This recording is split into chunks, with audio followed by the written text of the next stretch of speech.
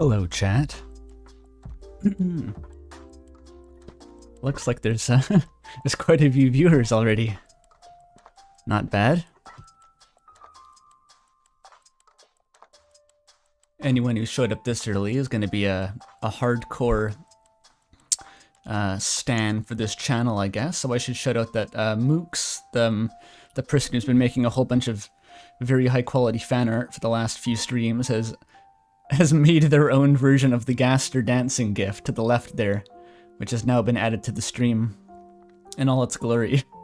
So shout out to Mooks for that. That's good shit.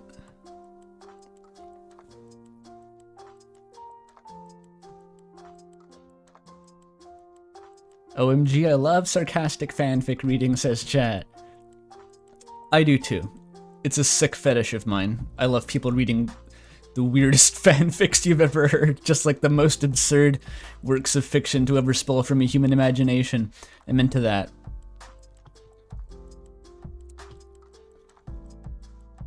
Oh, Irving already with the $2. It's a delight to be here. Hope this is fun. Oh, I hope so too. Thank you for $2. Actually, before I forget, I should show off Outsin and one other person has made some lovely art for the last stream that I never got to show because it just came out after the stream was over, I guess. But holy shit, I gotta show you this. Sorry, I've forgotten I closed Discord. I've got to boot it back up and get this stuff.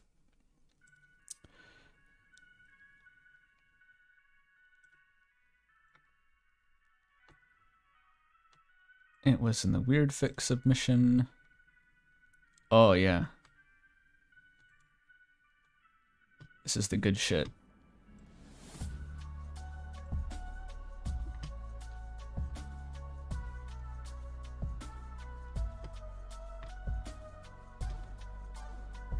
There it is.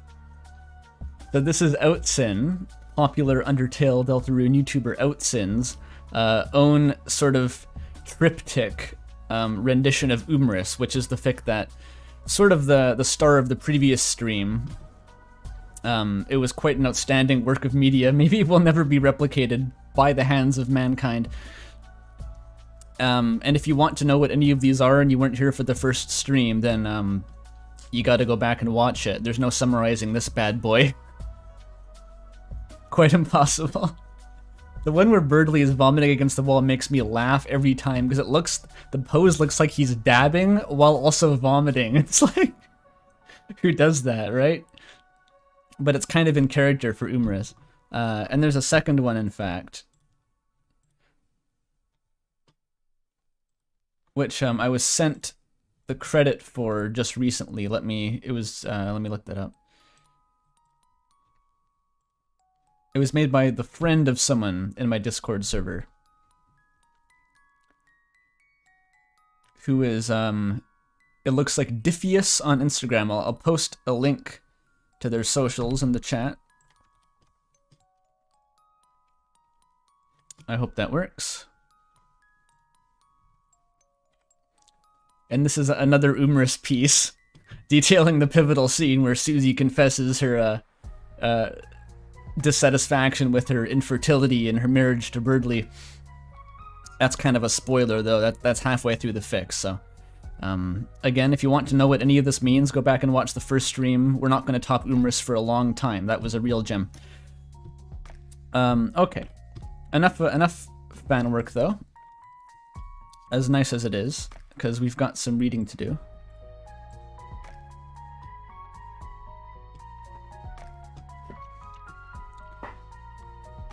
The thumbnail art is not sourced properly. You can't see the original post. I did link something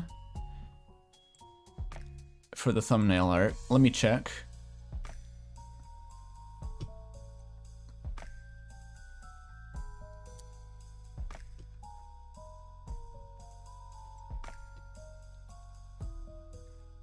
Oh, yeah, the page seems to be in a different format than I remember.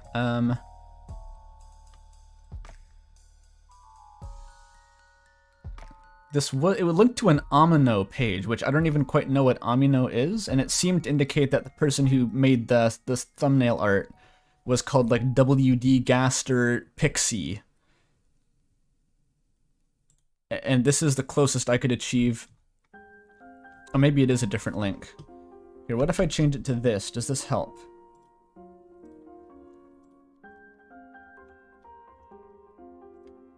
That may be the better link. Alright. So I think we should be good to go. I'll give you a brief overview of the program here. That's what I did in the previous stream. JD, damn it really do be a Sunday, huh? Oh yeah, it do.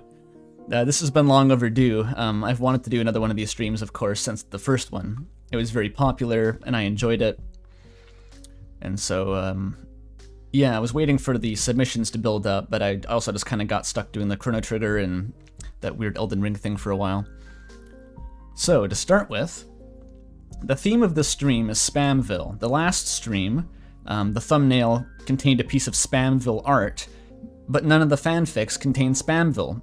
What's the deal with that? It was a great gaffe on my part, and I have to rectify that now by reading a whole shit ton of Spamvil fics, apparently.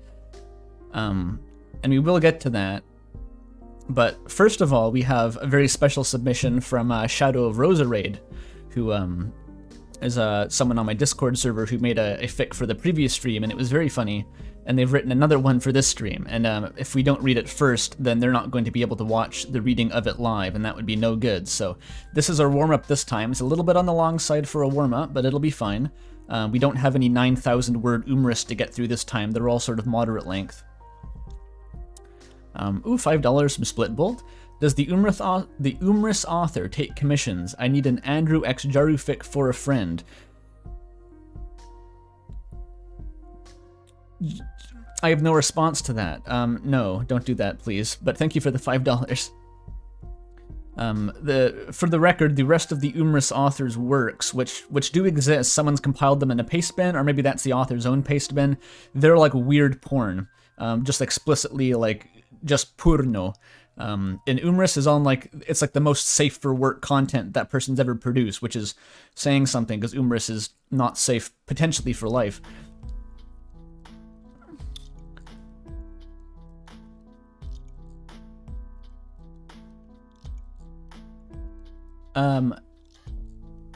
And yes, okay. So we're going to start with Shadow of Roserade's fic, Sans Explains Among Us tutorial, which you may or may not believe was the second Asgore, or this isn't Asgore, the second Among Us related fic that was submitted, but it was disqualified for being too long, the first one here. But this is Shadow of Roserade's own work. Yes, chat. Yes, Among Us. There's also umris stories. Oh, I know about umris stories. I may have... We may have a little taste of umris stories later in the stream. That's all I'll say for now. We may just have a little taste. Summary. Sans and Toriel go out to Grillby's. After a lot of bad puns, Toriel asks Sans to explain something he never expected he'd need to explain. How is Babby form? So here's the author note, the venerable AO3 author's note. I was actually writing a fic with background Soriel, where there was a scene where they were going out to dinner, and then my brain suddenly had the idea. What if Sans had to explain Among Us to Toriel, and so we are here. That's kind of a non-sec. I'm not sure how these two thought processes link together, but that's the magic of fanfiction, isn't it? Sometimes you just have an idea and are able to articulate it for good or for ill. £2 from Jackson Reno Kiperino. When are you watching The Lighthouse? Oh, I'm assuming... I think I know who you are from the Discord. One day, I suppose. I recommended The Lighthouse. I didn't say that I was going to watch The Lighthouse. There's a difference, but... Thanks for £2. Yes, you're right, chat. Alarm clock dialogue reveals that Sans does know how to Fortnite dance, so this is canon compliant. I mean, Among Us is not Fortnite, to be perfectly honest. It's kind of a different thing, but whatever. I understand the sentiment. Alright, let's get going. It was a chilly fall morning in Ebot City. The early morning dew from last night's shower clung to the bottom of the tree's branches as frost. Despite that, the well-insulated birds outside were chirping away, and the golden flowers that grew in great numbers around the town were in full bloom. All things considered, it was a beautiful day outside. On days like this, you'd expect everyone to put on a nice warm coat and scarf and go out to play in the dry autumn leaves. Autumn vibes, love it. Similar, brings to mind the description of the trees during the morning walk in Umris, but yours is better. Not Sans, though. Sans was busy. He was currently doing some very, very important studying. Oh, Gaster reference. He had a test coming up, so to say. He adjusted his reading glasses. Ever since he left the underground, his eyesight had been getting worse and worse, particularly in his right eye. Dude, me, he's literally me. My right eye's got like astigmatism and shit. It's no good. Also, Sans doesn't have eyes, so that's impressive that he has problems with his eyesight. Not to mention how his joints popped like freshly microwaved popcorn. Such is the wonder of aging. He was already 30, he might as well be dead. Wow, he's literally... No, I'm not 30.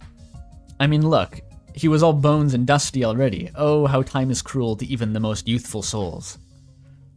Sans is 30 canonically, wow. Huh, this last-minute cramming was really doing him wonders. His jokes are getting better by the minute. God bless you, Jack Jones, 101 funny jokes to make the whole family chortle. You're a real lifesaver. Is that a real book? I haven't heard of it. I feel like that would be funny if I knew the reference to that book. Shoutouts to chortling, though.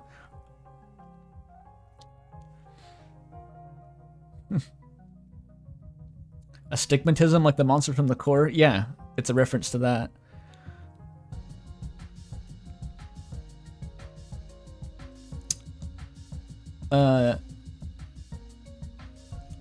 What is this, Papyrus? When it's... See, all the other fics that are coming up are going to be Jevil and Spamton, and they tend to speak in all caps, so I've been conditioned, but I think this is Papyrus. Sans, the familiar shrill yell of the taller, more handsome, I would even go far as to say, the greater brother, echoed off of the house's thick walls. The door to Sans' room was kicked open by an iconic set of red boots. It's diegetically iconic. I guess they would be. Anyone who's seen Papyrus is going to recognize him by any part of his body.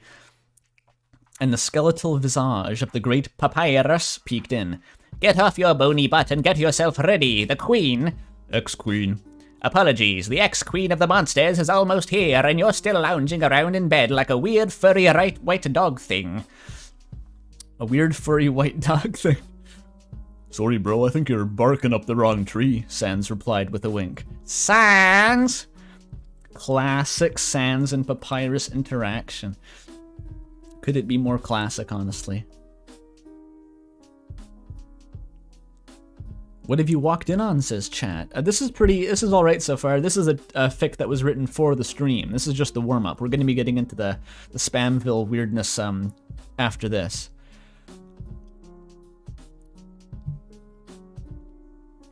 Sans pushed himself off his bed, read old stinky mattress. How does it become stinky if he's made of bones? That's a good question. Maybe he leaks ketchup in the night into the mattress.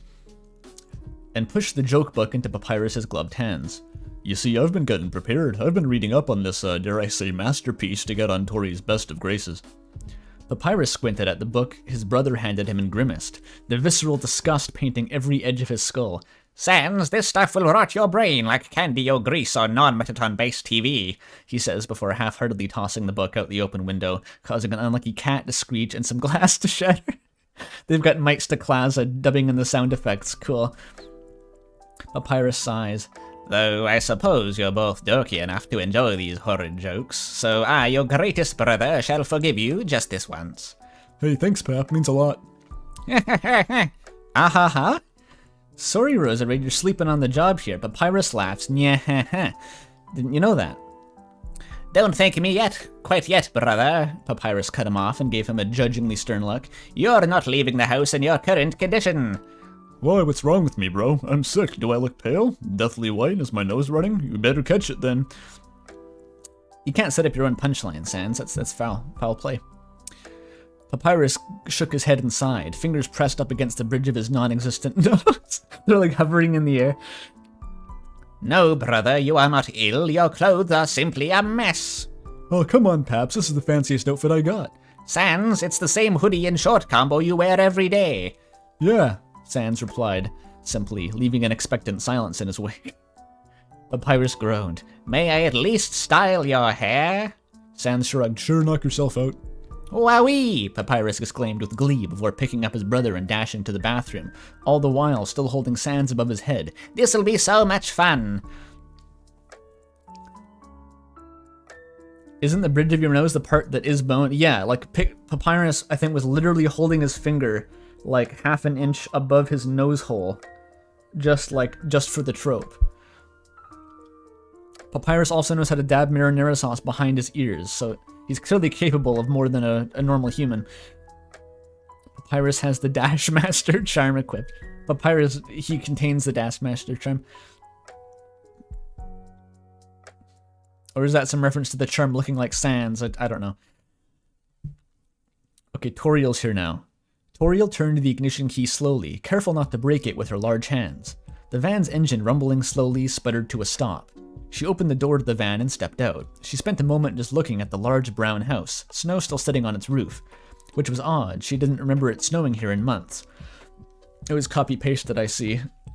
Rookie mistake. She hums pensively. How very bizarre indeed. Regardless, she walks through their yard and reaches the house. She knocks on the wooden door, just 3 knocks, no need for more. She can barely hold back a large smile as a familiar bassy voice echoes from the other side. How will Amogus get involved? Patience! You have to trust the author here. You have to trust that Among Us will be involved.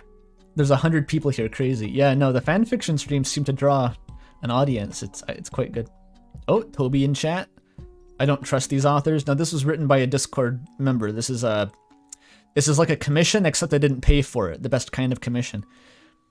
Another $2 from Irving IV. Ch or tul? Chess, door, turtle. You're saying it's pronounced chortle? I mean, I guess it could be. CH has variable pronunciation a lot of the time, like chitin, you know, is pronounced with a K.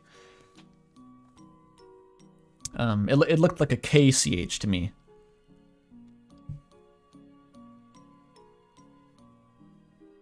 Kungus.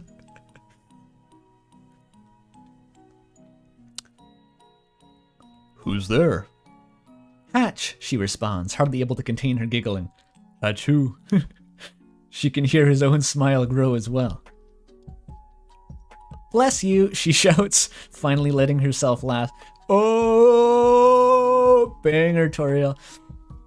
The skeleton behind the door laughs as well as he opens the door. Oh, Sans, you look different, she says, continuing to giggle. Did you get a haircut? She adds sarcastically. As a matter of fact, Papyrus just styled my hair, he explains, running his bony hands through his shimmering smooth skull. Now I'm all bonito, huh? Bonito? Yes, okay.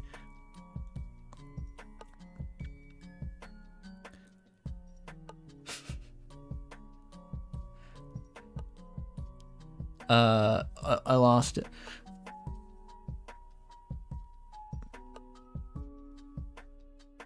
There it is.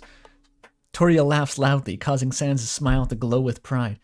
Oh, Sans, you're really bone of a kind, she responds. Don't you mean all in a million? Yeah. It's about what we can expect from... I recognize that Soriel is pretty close to a canon ship, but this is the result of actually being exposed to that pairing of characters most of the time. I have to admit. Oh my god, can you two go already? Papyrus yells angrily from inside the house, causing the two to laugh harder. Sans steps out of his house, closing the door behind him, and walks beside Toriel back to her van, both of them giggling all the way. Toriel opens the right door of the van, allowing Sans to climb into the kiddie seat that had been prepared for him. How short is Sans? Isn't Toriel like 8 feet tall? So, Sans, where did you reserve dinner for us? She asks. Grillby's, Sans replies simply. Dude, they got surface grillby's, poggers. Toriel chuckles as she climbs into the driver's seat. Of course, I did not expect anything else, she says with a certain fondness in her voice. Don't worry, Tori, Sans begins with a wink. We don't have to pay. I'll put it on my tab. Classic Sans. Toriel chuckles and sighs. You're never going to pay that tab, are you, Sans? She asks, not even a hint of malice hanging off her voice. Sans is shorter than Spamton. Well, Spamton's head is about 4 feet tall, so he's got to work through that advantage.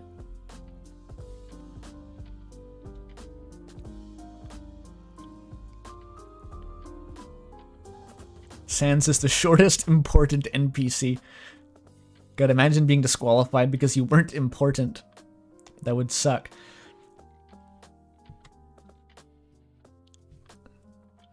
Sans shrugs, the kiddie seatbelt creaking as he did so. Who knows, Sans winks. Maybe a strong push from my carpal is all I need. From my... oh, carpal. Carpal? Metacarpal bone carpal. I get it, Sans, I get it. I didn't laugh, but I get it. Toriel laughs so hard she momentarily loses control of the van, almost crashing into a nearby tree. I love it. The small frogget hiding in the crack of the wall is extremely important, but also very short, yeah. People don't think that Warm Blaze Lad is an important NPC. He's pretty important, yeah.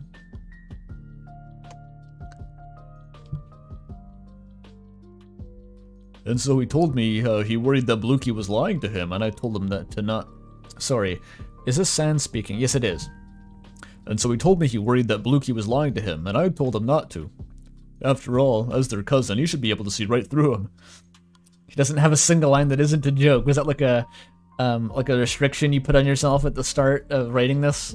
Rosa Rage, like, Sans can't speak unless he makes a joke in the same sentence.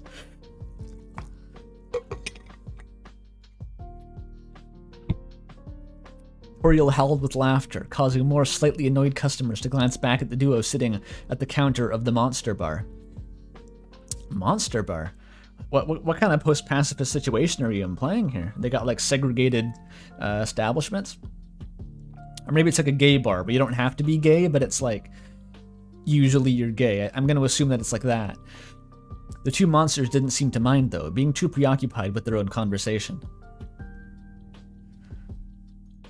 Yeah, he kicked me out of his mansion after that, literally, and that's why I'm banned from entering any Mettaton-based events, Sans explained. Gotta say, those boots are as dangerous as they look.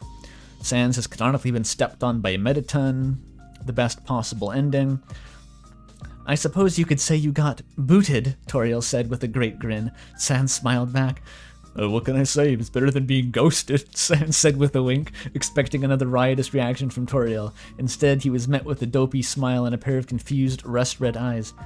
Forgive my, arrogance, Toriel began, somewhat embarrassedly, but what do you mean by being ghosted?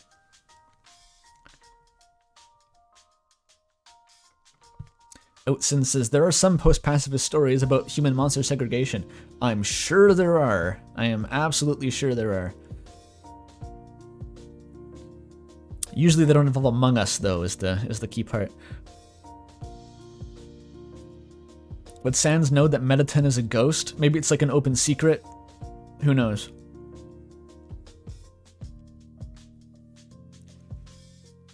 Of course, Sans had forgotten that Toriel was much, much older than him. She wasn't well acquainted with modern. Well, ghosting wasn't exactly modern, but to her it might as well be slang. She also doesn't have a computer in Deltarune. Did you know that? She doesn't know how to use a computer, and so can't email Asriel. Just thought I'd throw that in there. Tori hardly ever knew how to connect to Wi-Fi, much less what something like poggers meant. Does that imply that Sans uses poggers as a regular part of his dialogue? Now Sans, he was a totally different story. He was a notorious poster on Twitter. Wait, was he the guy role-playing as Gaster now? Was that him? Verified without having to pay for it. His YouTube channel constantly output 10-second memes he made on a dime, and his OnlyFans. Oh boy, you don't want to know how many followers he's got on there. Wow, that's way too much information, Sans, but I can kind of see it, like Sans running a pro ZD style YouTube channel, where he just like films himself reacting to random bullshit. I can almost see it, yeah. I mean, the OnlyFans is going to be like a multi-billion-dollar industry, we all know, but I don't really want to talk about that. You'd be surprised how many people wanted to see his wiener pictures. pending punchline, as in his OnlyFans was just full of pictures of hot dogs to advertise his hot dog stands. Based. We saved it. Well, Tori, he began, adjusting a seat on the greasy Grillby's stool. Being ghosted is basically like being ditched on a date, kinda, Sans tried to explain. For all his boons, explaining slang to a kind old lady was not one of them. Oh, I see, Toriel chirped in understanding. As I'm sure you have noticed by now, I am not exactly up to date on the modern vernacular used by the youths. Sans neglected to mention that ghosted was also a term as old as him. 30 years apparently. Toriel chuckled. Why, sometimes it makes being a teacher quite difficult. There are many times I haven't the faintest clue what my students are trying to say when they talk between each other. Toriel paused and brought her fuzzy paws up to her chin pensively and hummed. We've had hands before, and now Toriel has paws. I'm paying close attention. I noticed these details. Perhaps you could aid me in clearing my doubts. I know you are quite apprised of current culture, are you not? Sure am. I'm quite the trendy guy, Sans responded with a wink and a pair of finger guns. It's a nostalgia critic reference, I assume. I wouldn't mind being your guide in the strange new world of lingo. Toriel laughs modestly. Thank you, Sans. That's quite kind of you. Beware the woman who speaks in hand paws. Yeah. Does Sans have a new fit in this? No, he's wearing the same clothes, just with a new hairdo. Why does Toriel have paws when she's a goat? Why do they have fangs when they're goats? They're not goats. They just look like goats. Okay. You can't be using these false equivalences to then cast doubt on the anatomy of their monsters. Sans would sound like Penguin Zero. He just does. Like, that's the fanon voice is just critical. Yeah. Very true. She's not a goat! She's a furry! Yes, exactly, Claude. Don't sweat it, Tori, he reassured her. Now, what wisdom do you need bestowed upon you? Well, most of my recent students have been quite eager to yell, "That is sus," whenever one of their peers does something they view as uncouth. And when I asked what that meant, they simply said it was from a certain Mo Gus, and laughed before running away without elaborating. Toriel explains before turning back to face Sans. Sans, who is Mo Gus? She asks, her eyes brimming with sincere, innocent curiosity. Welp, this is not how Sans was expecting this evening to go. He already had a few drinks, but he thinks he might need another few to continue a few more and see how badly this whole shebang could fall apart. Sans took a sip of his half-empty beer glass. The alcoholic beverage dripped down his teeth and shone like a waterfall. Sorry, that was quite a good comedic lead-up. It was like painting the picture of him casually drinking, and then just throws the glass on his face. And it drips down his whole body. That's a very funny image. After he finished, he readied himself for whatever might come out of this. Okay, so in 2018, an indie game company. In 2018, we now have, this is set in 2016. This is like a super compressed timeline. Holy shit. How does, if Kara fell in 20, okay, never mind, I'm gonna shut up now. Okay, so in 2018, an indie game company called Puffballs United and created a game called Among Us. Puffballs United, that is. A game? Toriel cut in, catching Sans off guard. He wasn't expecting an interruption so soon. He was expecting that he'd be able to at least get to the part where he talked about the internet funny man Alpharad. Like a board game? No, it's a video game, Sans paused, considering the possible implications of her question. You know what video games are, right? She hummed pensively. I believe I do, vaguely. Frisk and many other students are avid fans of these video games, though I must admit I have never played one. Sans held back a sigh of relief. He really did not want to explain the entire history of video games today. Or the history of narrative tropes within JRPGs. That would be awkward. Though he supposed getting to that part about ET cartridges in a landfill might be fun. Sans and Toriel go home and watch the AVGN movie. That's their version of Netflix and chill. Frisk is a gamer, confirmed. Andrew, read Doe in the middle next, please. That sounds like some hardcore porn, but it might not be. I don't know what that is. I'm suspicious, incredibly suspicious of anything with Doe in the title. That is, yeah, chat is confirming that is hardcore porn. Okay. My spider sense was accurate. I spent enough time moderating the Crizel thread on my Discord server. I'm wise to this shit, okay?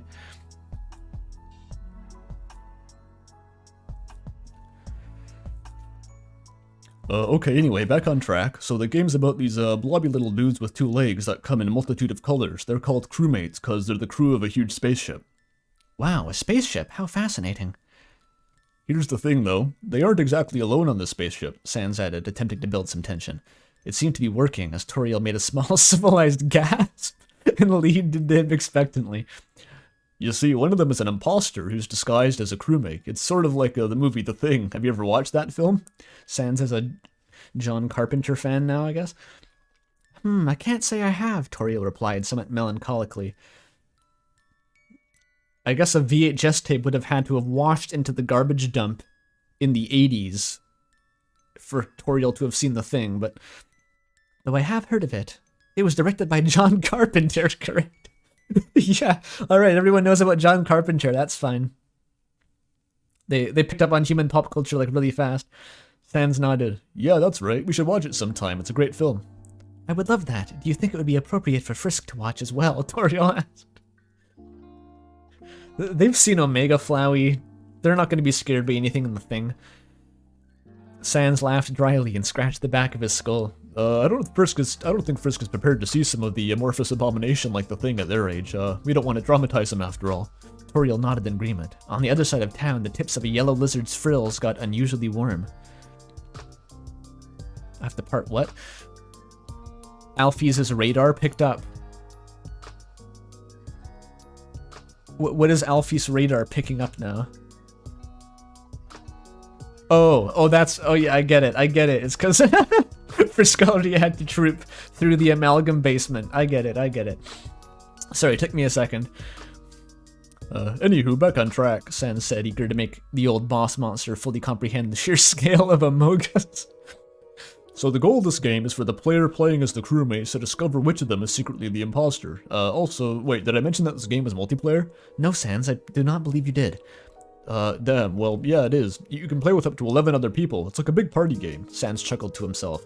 I remember one time me, Alphys, Undyne, Mettaton, Frisk, Papyrus, and a few other tags on AO3 all played together. Frisk was the imposter and they won handily.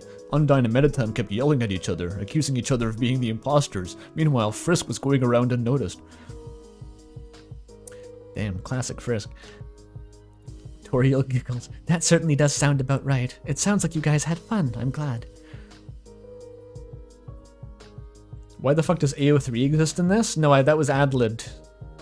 You gotta take everything I say with a grain of salt. Sometimes I go beyond the text here. Yeah, I died in the first round, but it was still fun to watch. Suddenly, a pair of plates are placed before the two friends. Grillby wordlessly places a ketchup bottle down as well. His stylish glasses shimmered from the cozy light of the fire that was his head. Sans' plate held a simple, single plain burger, and Toriel's had some fresh-looking salad. I guess Toriel just isn't into the grease load of the hamburgers. We know she's not vegetarian. She eats the snails. Thanks, Grillbs, you're one fire guy, Sans choked. Toriel reared back with laughter, earning them even more discontented stares from the other patrons. God, Grillby's never heard that one before, Sans. Bringing your best material.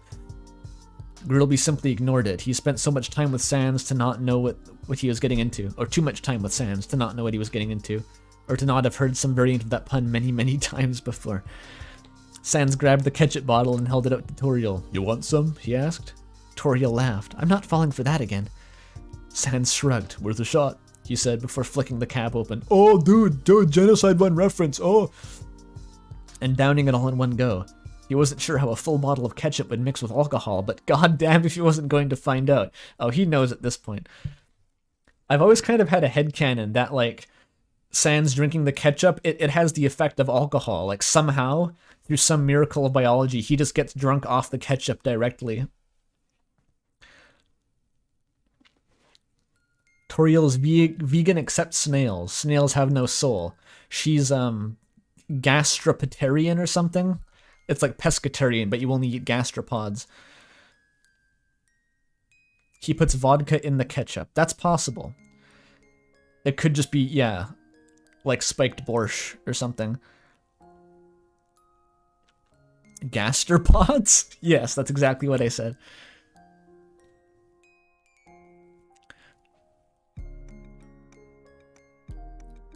Anyway, where was I? Oh yeah, I haven't even explained what sus means, have I?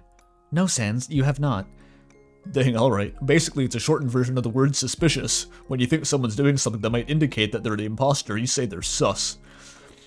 Ah, I understand now, Toriel exclaimed. Thank you so much, Sans. So this shortened version of the word suspicious originated from the game Among Us.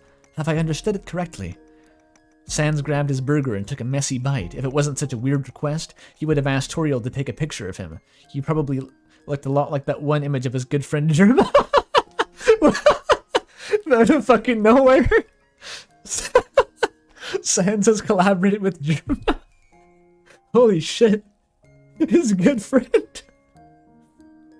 Wow. It's such a low-hanging joke, but it got me regardless.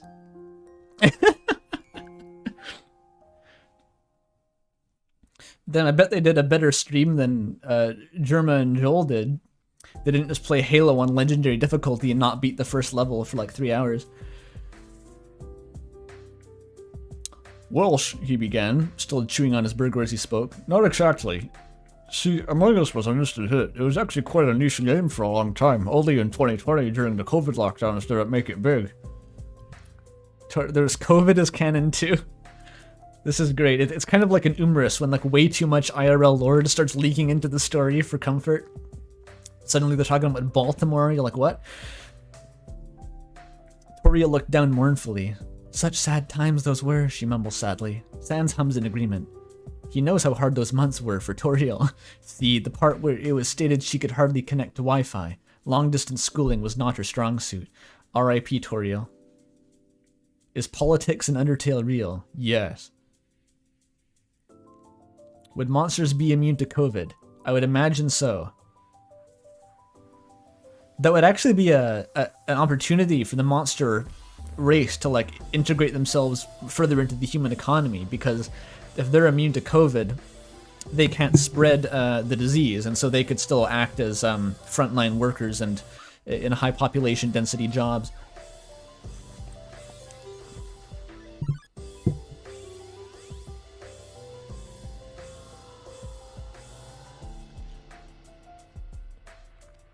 Sans took another bite of his burger. Yeah, so during this time, streamers began to play the game together in big collabs. They're the ones that helped spread the term out to a wider audience. Sans swallowed the bite of burg he'd been chewing on.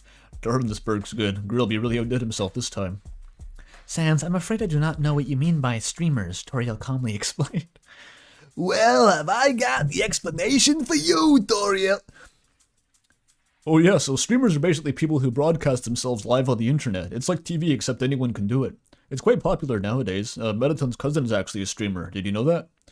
I'm afraid I did not know that, no, but it sounds quite pleasant. Yeah, Toriel, she doesn't even know what Google is. She still uses Yahoo.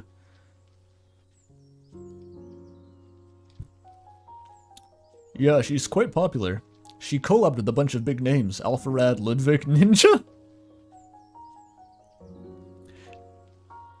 Wait, parsing. Metaton's cousin.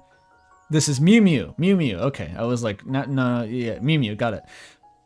Sans went down the list, counting the ones he could remember on his finger. He stopped himself. Of course, you probably don't know who any of those guys are. I'm afraid not. Mew would have like she would be a VTuber without a VTuber model. Her body is just already a VTuber avatar. What an incredible advantage in this industry.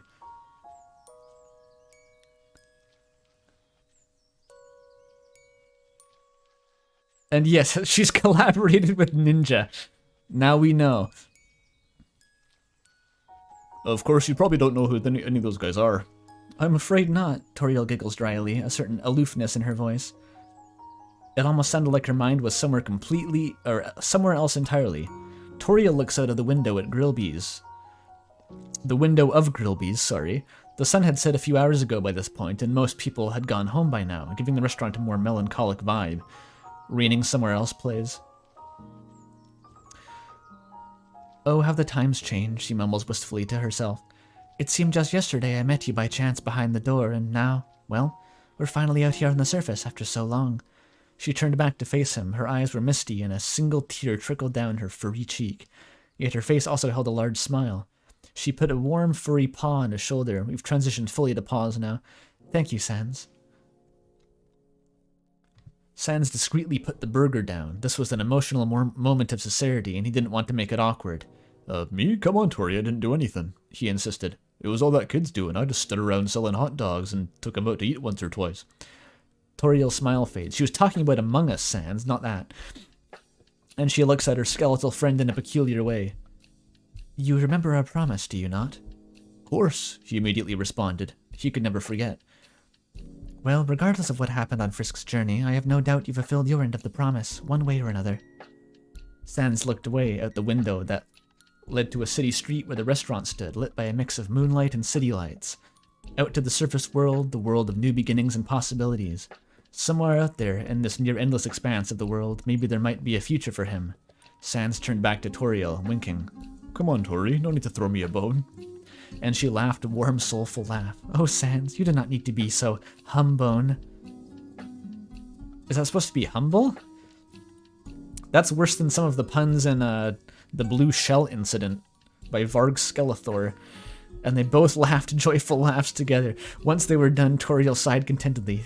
Thank you for all your help, truly.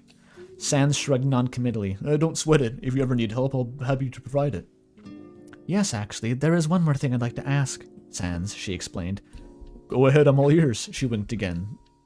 He winked again, metaphorically, of course. She chuckled. Well, my students have been calling me something quite peculiar, and I would simply like to know what it means. I would not be thrilled if all my students were insulting me to my face and I was none the wiser after all. Sans nodded, signaling that she was free to continue. Sans, she began, what is a MILF? Sans's eyelights flickered off instantly, leaving only dark voids in their place. Fuck. There we go. No, no, cisgen, no, no, no. I love how this feels so in character. Yeah, apparently the note kind of makes sense. This was being written as just a casual, just casual everyday sorial fic, and then it, the Among Us crept in, the corruption kind of soaked into it. Which is, I feel like this is almost like too well written for these streams. Like there's some like fairly in character, That's not what you expect. But yeah, great ending, great Germa reference. Good Among Us, and thank you very much, Shadow of Roserade, for writing this.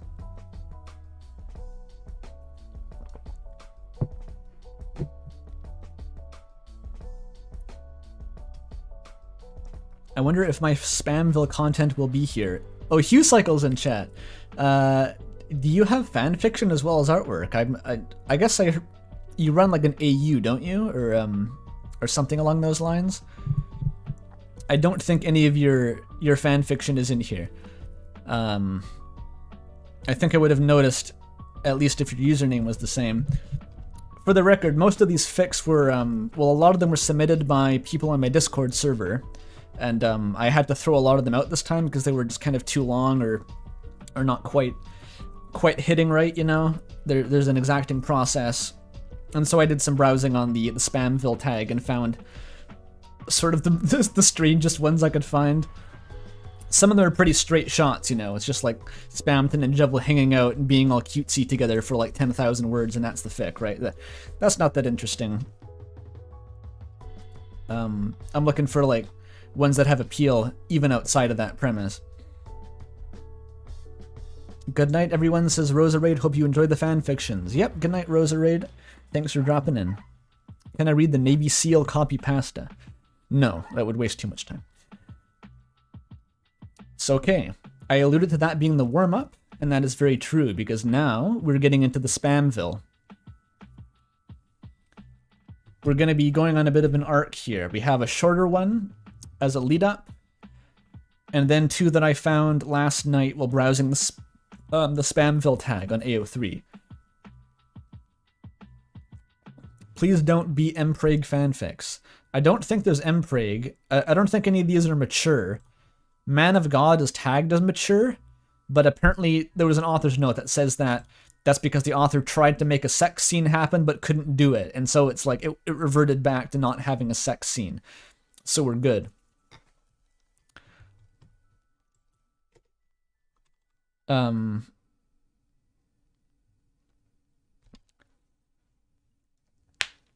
Chat says, a friend of mine started writing a Wizards of Waverly Place fanfiction, and it definitely started out ironic, but it feels like it's slowly getting away from that.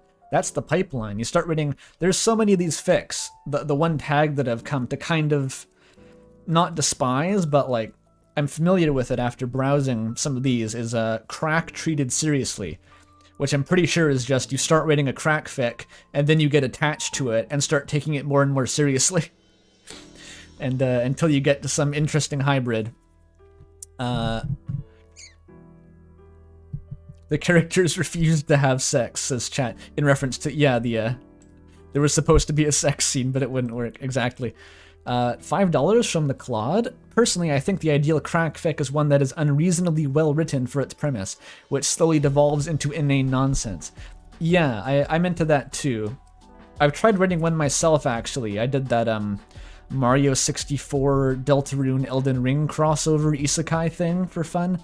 That was my one foray into writing a crack fic, and it was pretty fun, yeah. But anytime you're actually trying to write well, even if the subject is absurd, you will eventually get like Stockholm syndromed into like taking it seriously. I think I definitely noticed that pattern is like you have to keep kicking yourself and like, oh no, this is ironic, right? This is ironic. Anyway.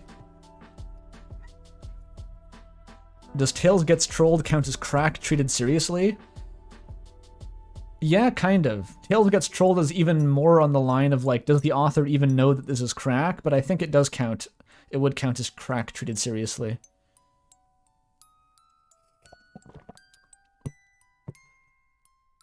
Yes, Rosa of Raid also suggested Man of God, so the Rosa Raid heavy started the stream here.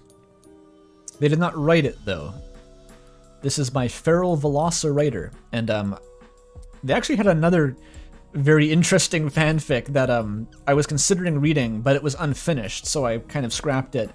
It was about Spamton and Jevil appearing in Chris's house and pretending to be their uncles, and that was such a strange premise that I was like, I wanted to read it, but it wasn't finished, so yeah, no point in that.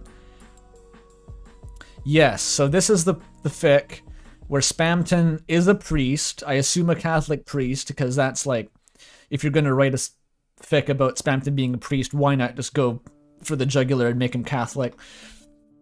And Jevil is there too somehow. I haven't read much of this.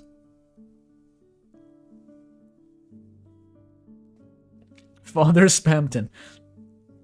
So this will be a fun challenge. I also have to figure out how I'm going to voice Spamton, because in the previous stream, we never got any proper dialogue except for like him screaming off screen one time, like from the background. So I was considering going for like a weird Billy Mays type thing, or that one weird text-to-speech adjacent voice from the JonTron Disney bootleg episode, if anyone knows what the fuck that is. I don't know, I'll just have to figure it out. Spamton was a man of God. He was a layman at the local church. He helped around, mostly cleaning clothes and setting out tables and making sure the wine was filled for the various different holy occasions. He attended preachings whenever he could, and would stay long after they were finished to do some extra prayer. Oh, so he's not a priest, he's just a little church henchman. Like a little church goblin, I don't know what you call them.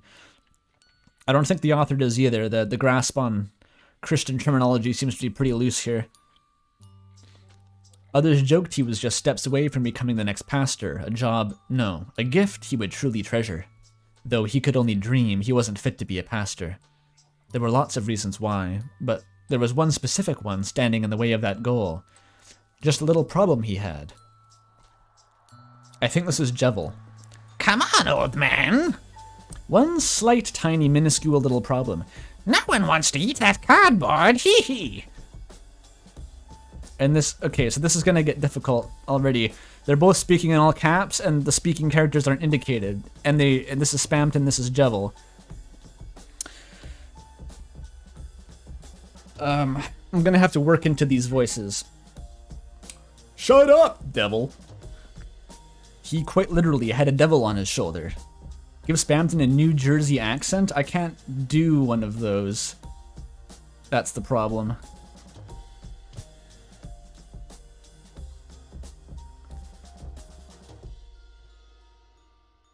He called himself Jevil, which Spamton thought of as stupid.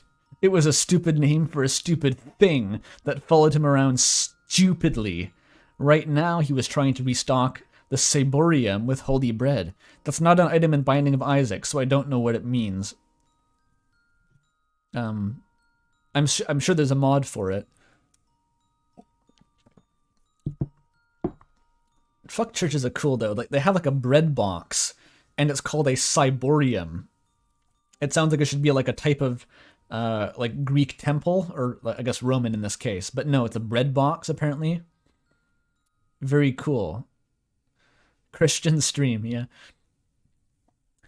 Since there was a communion to take place tomorrow, and the devil wouldn't stop annoying him.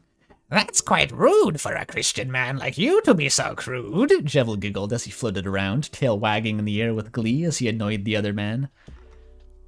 Jevil had been with him for weeks now, and no matter how much he prayed, how much he repented his sins to the pastor of the church, and how many things he put in place to prevent any sin, the demon wouldn't leave. Spamton free of sin, that's a thought. That's a thought and a half. Oh yeah, communion, Spamton reference. Cyborium is it's a mineral that would be used as a MacGuffin in a sci-fi story, exactly. Is this canon? To this AU, yes.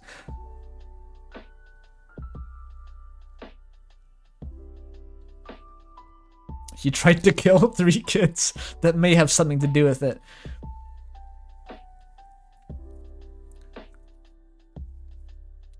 The demon wouldn't leave. He couldn't have brought it up to the pastor, or he could have brought it up to the pastor, but he already had enough distrust as it was. Breaking this to the pastor after weeks of dealing with it alone would surely have kicked him from the church. Isn't the whole point to like confess your sins? I think that's a pretty big thing that maybe the church would want to know about when you're confessing those, is that you have a manifestation of Satan following you around. That, in and of itself, was selfish. What you thinking about, church boy? Jevil interrupted his thoughts again, which caused him to glare at the demon. He turned back to his work, opening a new packet of holy bread and placing them in gently. It's like opening hot dog buns or something. Jevil watched on with little interest in what was happening. With the devil continuing to stare at him, Spamton spoke up. Do you, mind, body, and soul, I'm trying to do something here. It was good that everyone else had left the church, or else they'd think he was mad. This is probably because he was mad. As far as Spamton knew, no one else could see Jevil, though the demon only happened to show up to annoy him whenever he was alone, so he didn't particularly know. Something important, though. Jevil grinned at him, his beady eyes staring daggers through Spamton. You should sit back, relax. You worked very hard today, indeed. Jevil's turning into Yoda, kind of. I did a sort of just like an immediate instinctive voice for Jevil in the first stream that I kind of liked, but I can't seem to access it anymore.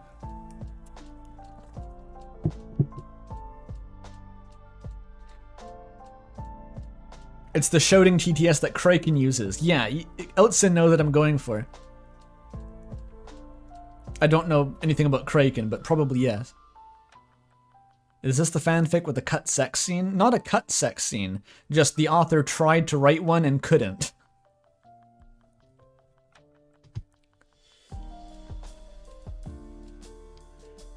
Spamton had worked hard today, sweeping the floors and cleaning the stairs and dusting off the confession booths.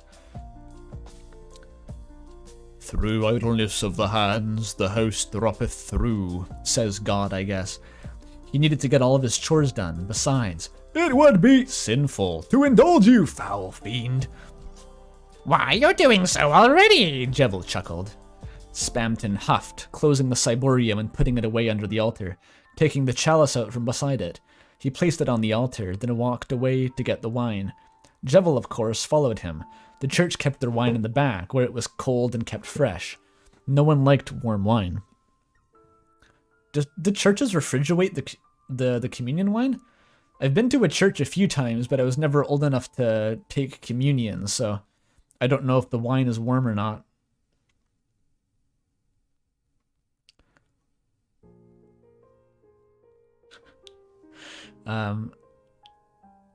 Chat loves warm wine, apparently. Oh yeah, red wine isn't normally served chilled, is it? It's just normal temperature.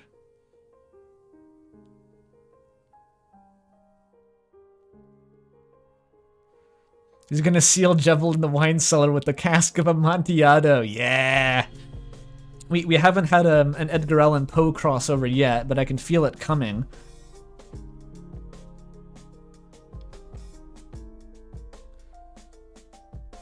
Oh, they use grape juice in Protestant churches where Remnant is, apparently. Huh.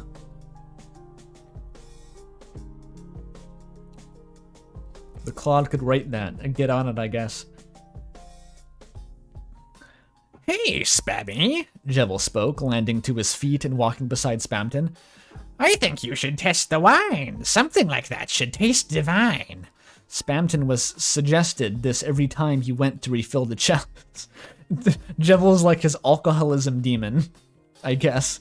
It was the most tame of Jevil's suggestions. Wait, what are the other ones?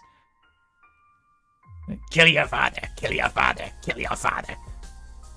It was the most tame of Jevil's suggestions in the way he spoke to them. To do things like drinking the wine before a service. It wasn't inherently sin, but he knew that all he wanted him to do was break the smaller rules before breaking the bigger ones. No way, Spamton said, taking the wine from the shelf and turning to walk out. Jevil stepped in front of him. Pretty please, you're gonna have some tomorrow anyway. Jevil pushed him even more. Please, I'll even have some too. It's been a while since I've drank.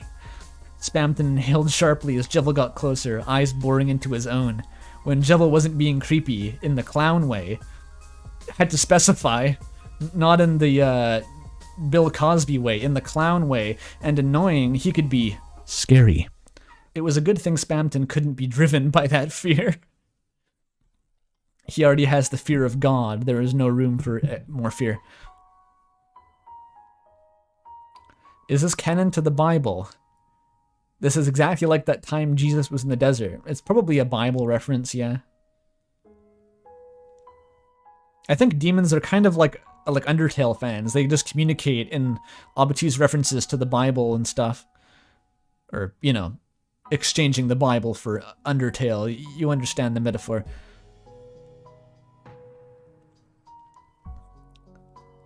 Spamton couldn't be driven by that fear. I said no! He spoke loudly, pushing the demon away and walking past him. He got to the altar, only to realize that he'd forgotten the bottle opener.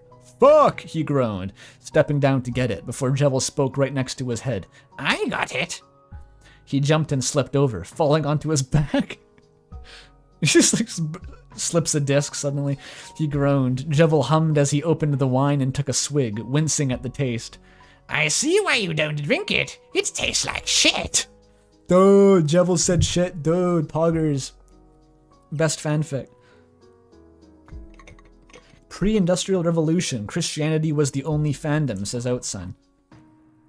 Very true, I guess.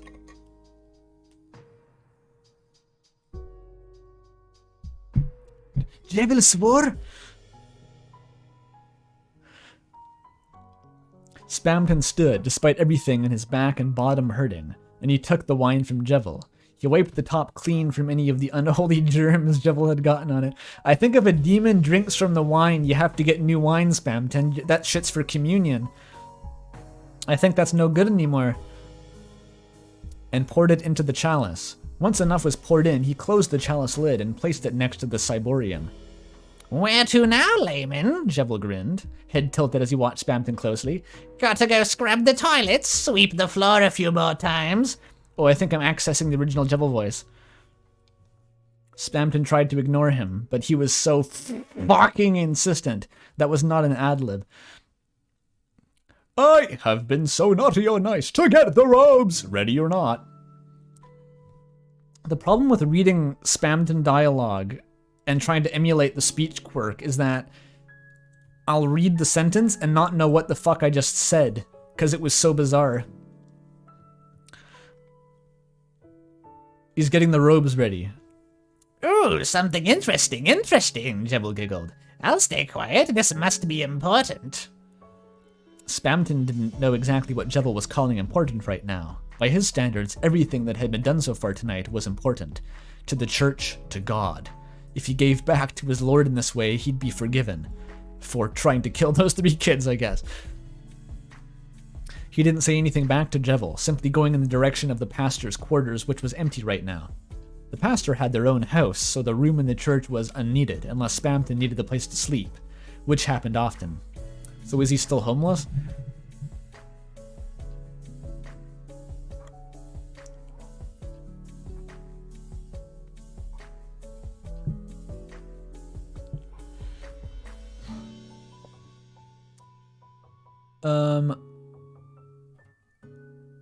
Spamton opened the door and looked around the room. It was lined with crosses. On 2 opposing desks there were candles, and between them, in a clear case, was the pastor's robe.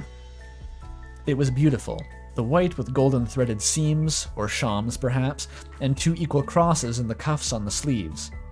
It was everything he'd ever dreamed of wearing.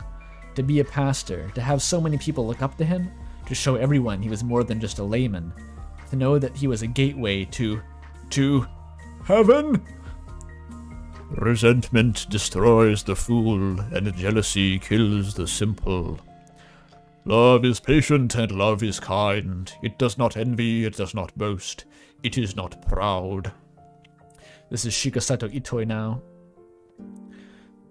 He swallowed sharply. His job right now was to clean the room, light the candles, and tidy up the robe. That was it. He couldn't get lost in his fanatics right now. Is fanatics also a term for, like, a fantasy, or is Spamton actually drowning in a sea of his stans? Love is patient, love is kind. Spamton repeated this over and over in his head as he lit the candles, and as he swept the floor and set all the crosses in the room straight. Jevil watched from on the sidelines. I like to imagine the crosses gradually turn gay over time, and Spamton has to reset them. A grin set on his face constantly. He found immense humor in this display. A display of hopelessness, of one's fight with self-loathing. It was hilarious to him. Spamton had finished everything aside from the robes. He walked up to the case and stared at it, longingly. Something I'll never have.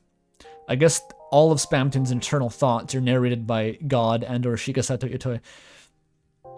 Jevil spoke behind him, hands on Spamton's shoulders to stop him from moving and from looking behind himself. You can have it. Spamton inhaled quickly, trying to turn around and fight against the hold, only to find he couldn't. The demon was strong. The best he could do was turn his head away to stop the temptation. There's nothing stopping you, Jevil reached across Spamton's chest. from taking. He grabbed onto Spamton's jaw. What should He forced him to look at the robes. be yours? Spamton shook his head. He couldn't, and he wouldn't. I... You want it, don't you? What little freedom you'll achieve by wearing it. Jevil jabbed at him. But you'll see a glimpse at what could be. God cannot be tempted by evil, nor does he tempt anyone. But devils sure can. Spamton opened his eyes and looked at the robe, no longer needing the extra push from Jevil, and moved toward it. He opened its casing and felt along the front, and it felt powerful. Give in, Pastor, Jevil teased. Go on, wear it if you so please. Spamton needed to wear it. He took it off the rack, and he did. They're talking about this robe like it's the one ring of Sauron. Finally some good fucking food. Says chat. Yes, this is what you're here for.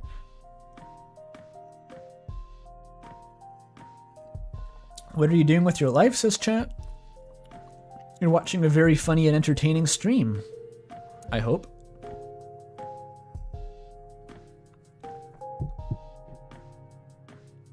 It's the shadow mantle.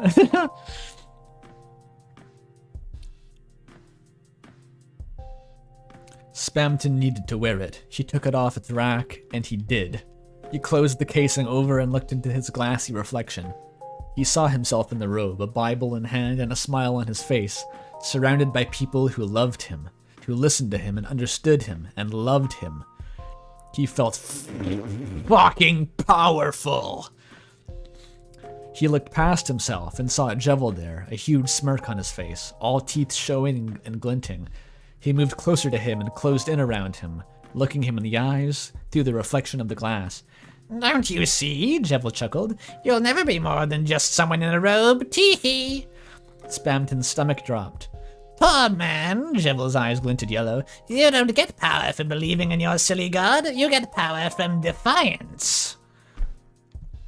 Spamton turned around, back against the glass as he tried to push the demon away. Jevil gripped onto his wrists and continued. The first to go against your silly god became the most powerful ruler of all. Spamton shook his head, muttering a string of no's. No! No! No! No! No! No! No! Jevil's tail moved to push Spamton's face up, so he was looking directly at Jevil. It's getting kind of romantic. I can feel the tension. Jevil spoke. You want to know the difference between my ruler and yours, puppet boy? Spamton didn't speak now, only looking up quietly, eyes filled with fear. Your rules with fear. Mine rules with freedom. Beautiful. I was kind of expecting a second chapter, but that's the end of the fic. I have a feeling the author was planning on, like, developing this.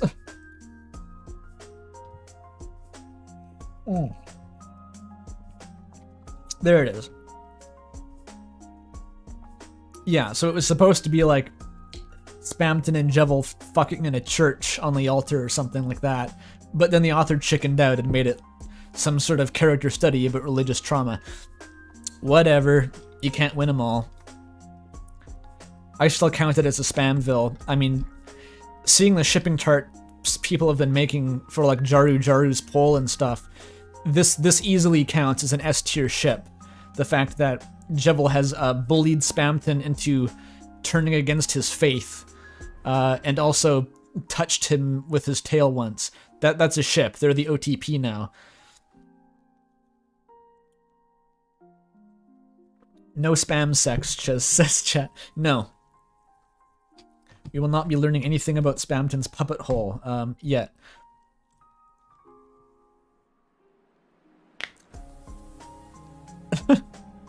Alright. Stream looking healthy, 140 viewers. The what? No, don't worry about it. Yet? Well, I don't know if it occurs in the... I haven't read fully any of these fics, so I don't really know.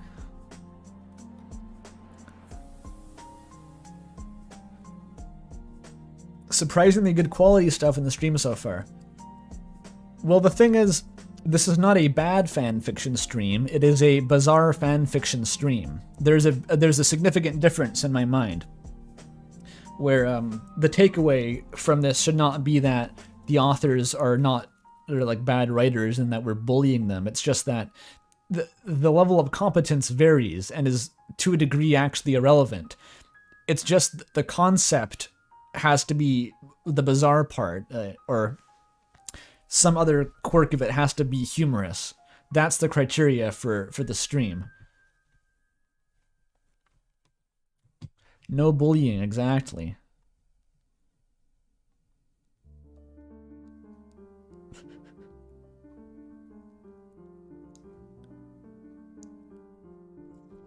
Less bad and more interesting. Yes. Sometimes they are not the best written, you know, I'm not gonna mince words. But that's not the point. They're not funny if they're just badly written. And of course, I only really feel comfortable doing these streams in the first place because I kind of trust my viewer base to not be dicks and go out and harass people for no reason. But that is, all this is predicated on that. Like, if anyone's gonna go out and like leave weird comments on these people's works, then like I'm gonna have to consider whether I can do these streams in the future, because I don't really want to be encouraging that ever. So don't do that. Don't contact these people at all. Don't even mention that there was a stream, please. That's my request to chat. You've read weirder fanfics? I'm sure, yeah, I think we all have. It's hard to top some of the ones on Jabroni Mike's streams. That's kind of what this format's based off of, is I'm a big fan of Jabroni Mike's Sonic fanfiction streams.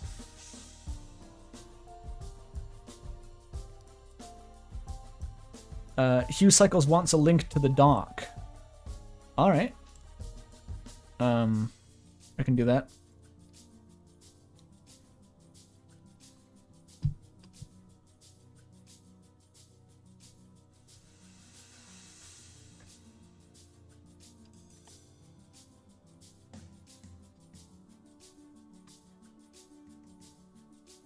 There you go.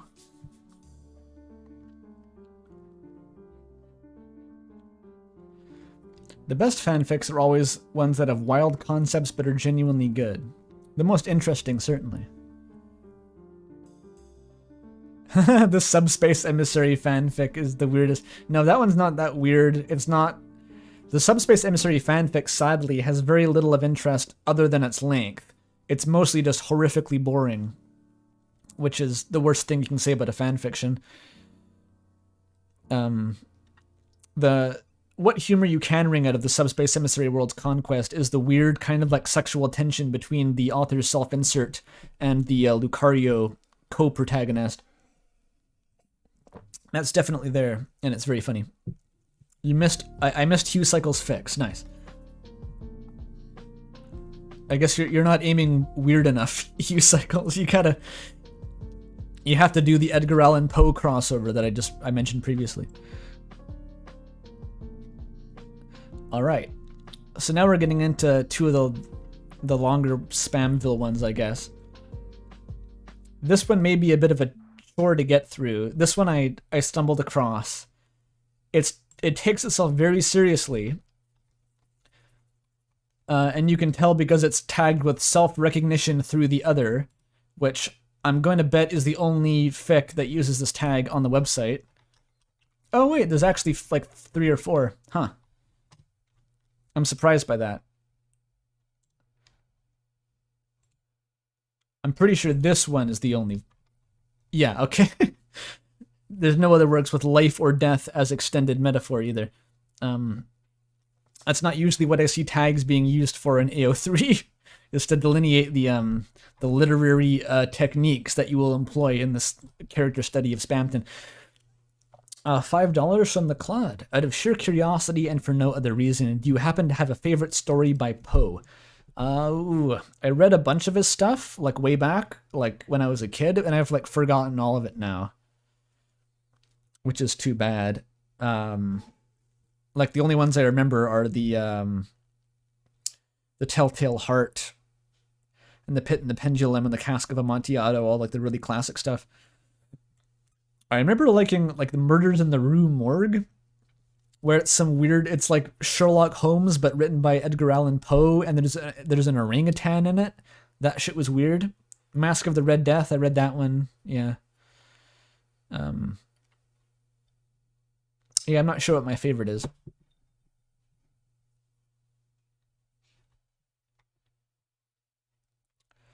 Yeah, Murders in the Rue Morgue is one hell of a kickstart to the detective genre. It is weird to think that would have been one of the earliest detective novels, I guess, yeah. Yeah, usually AO3 tags, Hugh Cycles has it right. Like, it's Spamton is incredibly gay, Jevil is silly. Spamton needs a hug, Jevil needs a hug. Spamton and Jevil need to have a hug. Hurt and comfort, enemies to lovers to friends to lovers to enemies to rowdy gay sex. Like, that's kind of the tags, what they're supposed to be used for. Anyway, this is thesaurus core writing. The author gargled 3 thesauruses before bed every night before writing this, and has absorbed the power. It's not even written like Homestuck. It's written like off. It's like the translation of off is the closest thing to this, which is fascinating. I'm not sure how funny it'll be, but like I couldn't ignore just the way it was written. It was so bizarre.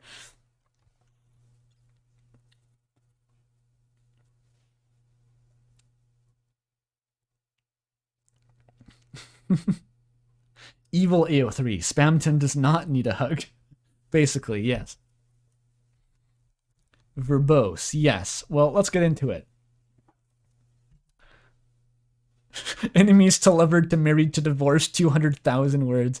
There was a fic where Spamton and Jevil get a divorce, which I was really excited about, because that sounds like the funniest premise of all time.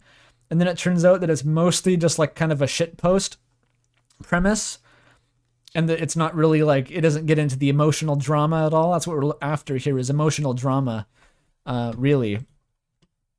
And so it wasn't really what I had in mind, and so I disqualified it.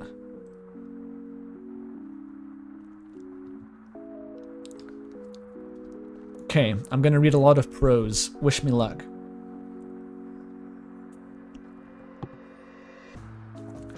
Jevil was irrefutably and irrevocably bored. Boo-hoo, it was no fun at all. That goat prince was terribly adamant about admitting him into Castletown, with the vow that the Lighteners wouldn't be too far. So, as subsequent result, Jevil was plucked from pocket space and promptly plopped behind the ramparts of that fortress alluded to. What a switch of face. The Lighteners promised him a fun, bold strength, not this weak emaciation. Emaciation is the one where you're starving, right? And emancipation is the one where you're free. I think that's what that means. This really does... The vocabulary, it's exactly how the judge spoke in Off. It's like it's being written by the judge. At least the pocket space provided him was a fleeting promise, but now that was not the case. This was worse. It wasn't lively in the slightest. This reposing room of his, no matter its furnishings nor decoration, was not fulfillment enough, and was no place for him. He was not dead. In fact, he may have been the only one truly alive. Something feels off. I may just keep going with the judge voice, I'm kind of feeling it. Though Spamton too was obliged to take up the offer of a room, and he did so with haste, thus meaning they were in the same place. Perhaps they should escape this limbo together, and with this, Jevil's notion was set. Motion, that is. Lifting himself from that cottoned coffin lid he laid on, Jevil searched his confines for exactly what he needed. A deck of cards, usually playthings, but Jevil had need of them not for such a purpose. He needed them as devices of diversion, and with his avenue of entrance secured, exiting his tomb, Jevil bowed down the hallway to Spamton's own crypt. As he made his way, Jevil could not help but think over the situation at hand. How was Spamton so willing to go along? As soon as the words left the Goat Prince's lips, Spamton pounced upon the offer. He sealed the agreement with a fervent handshake and all the gestures of acceptance. To Jevil, it was much too strange how Spamton set to wallow within his emaciation, that strange death. Curiosity juggled in Jevil's head as he reached Spamton's door and knocked once, then twice, almost thrice, but the door opened at last. Hiya, Spammy! Jevil! Spamton poked his head out the doorway. What's shaking, Bacon? And back to this now.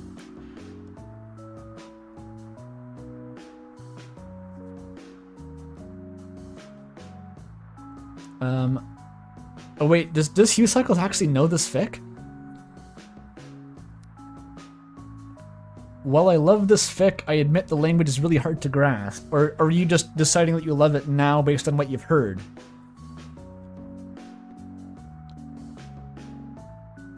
I'm assuming it's just based on what's happened so far. Yes, it is quite exhausting to read. There are sentences in this that were legitimately hard for me to parse. And I'm not like an S-tier reader. I haven't been into like actively reading in a long time. But I felt like I've built up a pretty decent vocabulary throughout like high school and stuff, and this stuff was going over my head.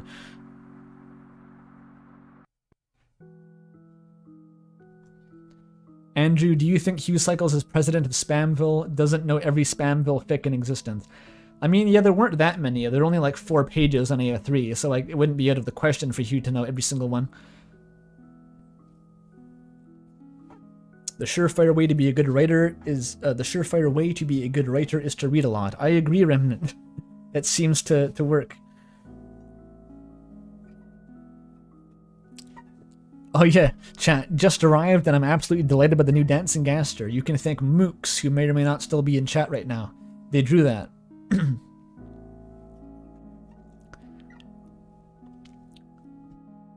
Anyway. Hiya, Spammy. Jevil, what's shaking bacon? Oh, Jevil huffed with a sense of drama and carelessness. not anything good. May I come in? For my own designations are terribly, terribly dull. He visibly shook the sleeve of cards as a beguiling implication while he made his appeal. Much to the facilitation of Jevil's aims, Spamton granted the request, and so Jevil sauntered through the entry at his behest. With his entrance, Jevil found it to be that Spamton had taken no time in making his chamber homely. His bed covers were tasseled with knick-knacks and whatnot about the room. The drawers... Why is it so hard to say drawers in this voice? The drawers were ajar, not quite closed. It appeared the fervour of the handshake translated as so, with no lapse in haste. Expeditiously, it seemed, did Spamton take the grave.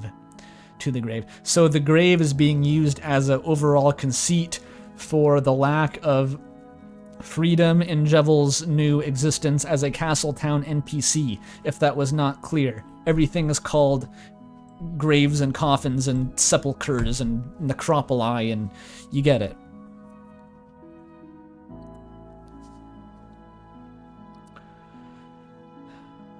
Okay, Hugh Cycles canonically does know every Spamton fic ever written, but does not like all of them.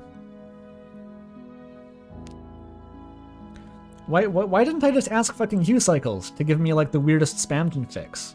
Obviously they know every single one. Yeah, I should have just done that. Is this a fanfic? No, it was written by George R.R. Martin and is canon to Elden Ring.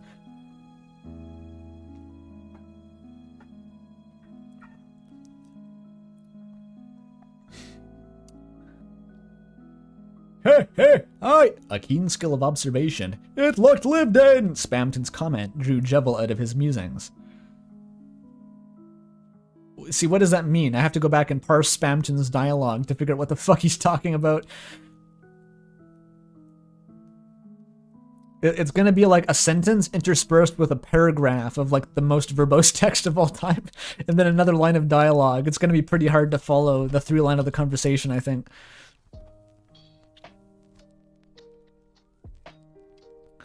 Well, that isn't my concern. Jevil's concern for the room only extended to how long the two would be delayed within before their departure. Jevil strolled over to a rug where Spamton had been sitting in wait and took a seat across from him, then took the cards out of their sleeve and began to shuffle them languidly. Well, well, well, Spamton motioned to the cards in Jevil's hands. What? Select game. Do you want to co-op play? With the cards convincingly shuffled, Jevil took the set in one hand and said, I offer you a sport of sport, one of great magnitude and wit. With the cards in hand, he began to grasp tightly and pinch. Don't blink, close your eyes not a bit, look closely. The cards began to bend under his hold and accumulate a giddy tension. As I do this, the tensity grew too great, and the cards released forth in an explosion of ruffles. The cards skittered and fluttered around the air as they fell. I'm picking up miscellaneous British accents. Maybe I have to stop doing the voice. The cards skittered and fluttered through the air as they fell on the rug before them both. Did Jevil count his shuffle? I don't know. We know that Jevil's a shark.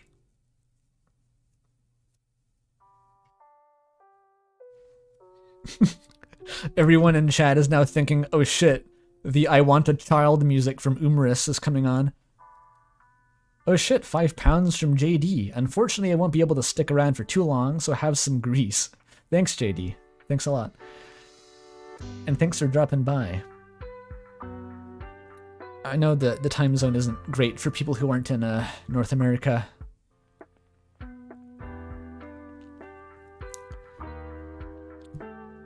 Pick up 52? Spamton asked, looking puzzled at the situation in front of him.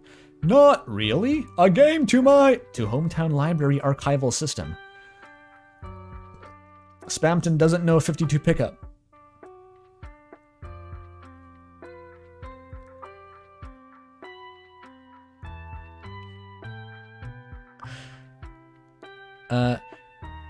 Jevil threw his hands up in a theatrical display, making his sorrows more palpable and poignant, and he moved with melodrama. Alas, it wasn't. The cards were no more than a ruse. There was no premise of a game. Everything was untrue. This was a magnificent time to escape, did Spamton not see? This was the most opportune of opportunities. But a game lively and bold would be best. Stuck in this meaninglessness, let's make it a meaningless mess. He's rhyming like a motherfucker. So he doesn't want to play? Does he want to escape physically? Or does he just like, it's not a game, it's something else, but it's still actually a game, if you don't think about it very hard? The consolations, the sureties that had accompanied the Goat Prince's invitation did not a thing for Jevil, for they amounted to naught. What did such words matter if his plight was inescapable? What even was the worth of an allotment in this graveyard? Ha! Spamton couldn't be entirely content in these catacombs. Yet Spamton scrunched his brow. Try this for size. We play up free card games online. Worth our salt. Why are there random spaces in Spamton's dialogue? It's hard enough to read already. We play a game worth our salt. Gin rummy. Sure, my favorite. He swept up the cards, flipping the face-up cards face down and sorted them into a stack. See, they're already assorted mixed up. The best of 3. I'll deal with it. He threw a card out for the discard pile. Jevil dealt Jevil a hand, and then himself. Do you know how to play? Did he know how to play? Well, Jevil played magnificently his part in the card castle's court, and entertained well beyond the degree expected of his jesterly status. But the other, the more exacting role, him a Darkner, took a toll. What? The other? There's another role. It's most exacting. Him a Darkner. Is the role being a Darkner that takes the toll? But the other, the most exacting role, him a Darkner, took a toll. It's like a Jaden Smith tweet or something. I can't parse it. The sequela. I looked up this word last night when I was vetting this, so I know how to pronounce it. Sequela, which means follow-up symptoms to a disease that are not part of the original disease. The sequela of which was a pestilence, and one incurable by any worldly activity. No magnificence could ever have made up for the affliction. Never in the deliberations was Jevil considered by the Lightners, and thus he was never fulfilled. Such perpetuity left him innately inexperienced, and dreadfully so. Is all of this to fucking say that Jevil doesn't know how to play cards because he gets discarded from the deck every time because he's the Joker? Is that what this is saying? It just dawned on me. It's like the meaning is crystallized throughout. In no one sentence is the meaning held, but if you read the whole thing, it kind of occurs to you. That's neat. Sequela, that's a good word. It is if you don't want the reader to know what you're talking about, I agree. Jevil pouted. Do your tutorial. If they were playing 500, Jevil would know what to do. That game uses the Joker. Jevil's Joker arc.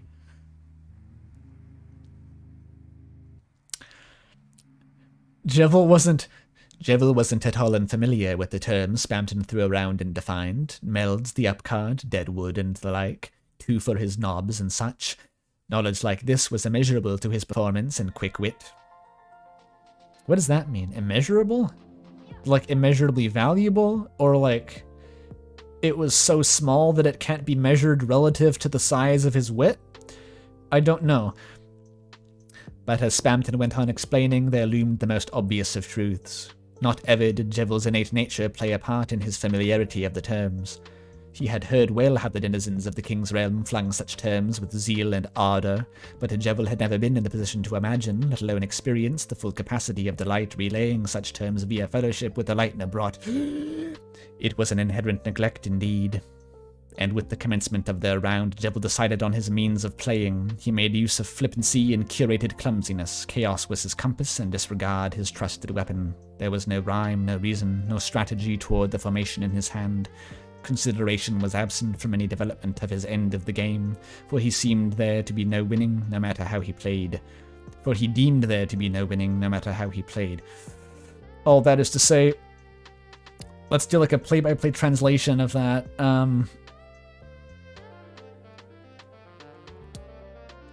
Reiterating that Jevill doesn't really know how to play cards because he's always discarded. And he just flips the fuck out instead of using strategy because he's a chaos, and then he loses, obviously, because that's not how you play cards. Knock on wood, Spamton ended the round and showed off his melds and deadwood. We are getting some Spamton wood. Maybe chat was missing that from the last fic. What? Let's have a look-see, like. The way this person writes Spamton's interjections is, like, very hard to discern what they're supposed to represent. I think it's like, what's it look like? He's asking Jevill what hand he has or something. Translation, I can do anything. Chaos. that was going toward Doofenshmirtz, actually.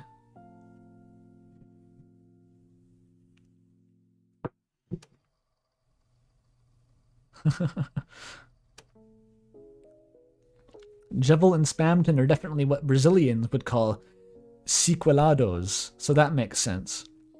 I'm not sure what a sequelado is, but cool term. Darkner, parry the Darkner. A sequelado means someone who can fit a bunch of trauma in them and thus is a little fucked up. Oh, I see. You say as we're listening to Omori music in the background. Yeah, I think I can picture that.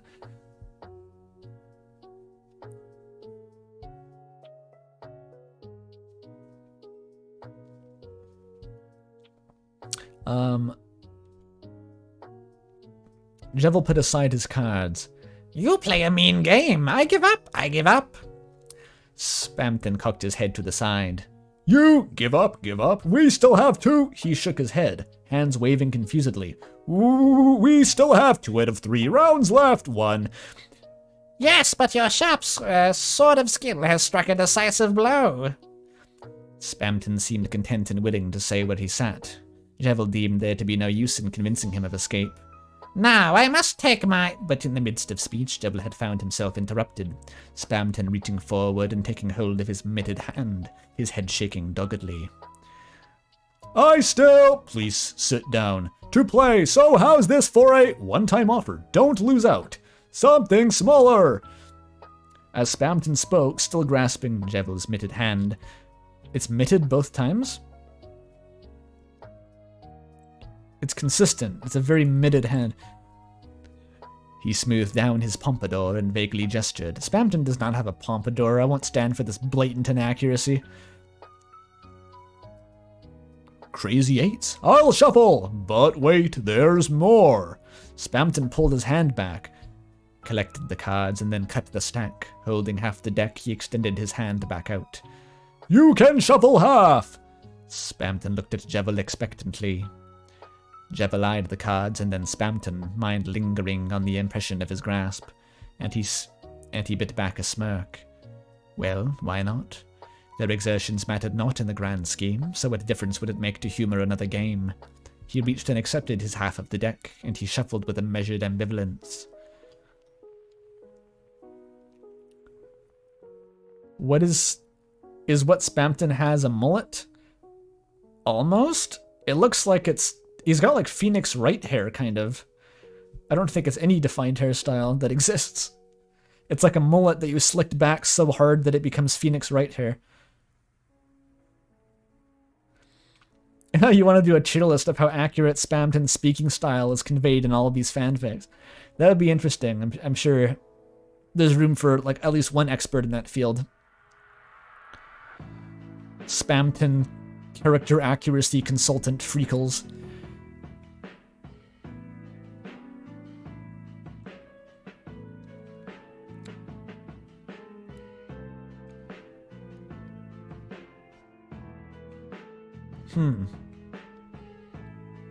Oh, gotta pour more tea. I made some extra strength tea this time. I stuck like a whole lump of ginger, this fresh ginger, directly into the hot water bottle to give it a bit of an extra kick.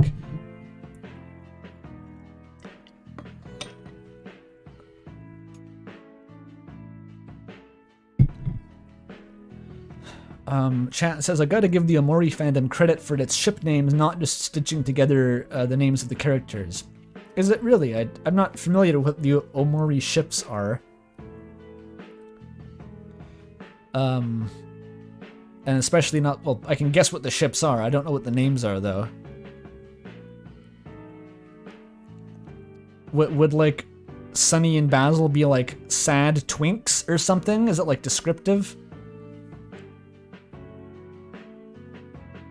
Or is it like crispy chicken, where it's this bizarre kind of Sunny and Aubrey is sunburn? I'm not sure that entirely makes sense, but I guess. It's based off flowers? But Aubrey's flower was the gladiolus. I don't get it, whatever. This is not the point of the stream.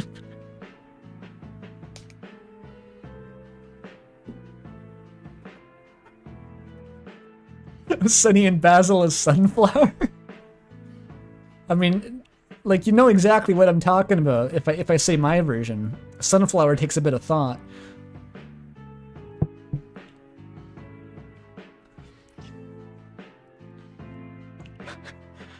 Anyway, okay, Spamton and Jevil are playing cards. Aubrey is an arsonist. Basil likes flowers. Is Aubrey, like, I legitimately can't... Does Aubrey burn something down? I don't recall that ever happening.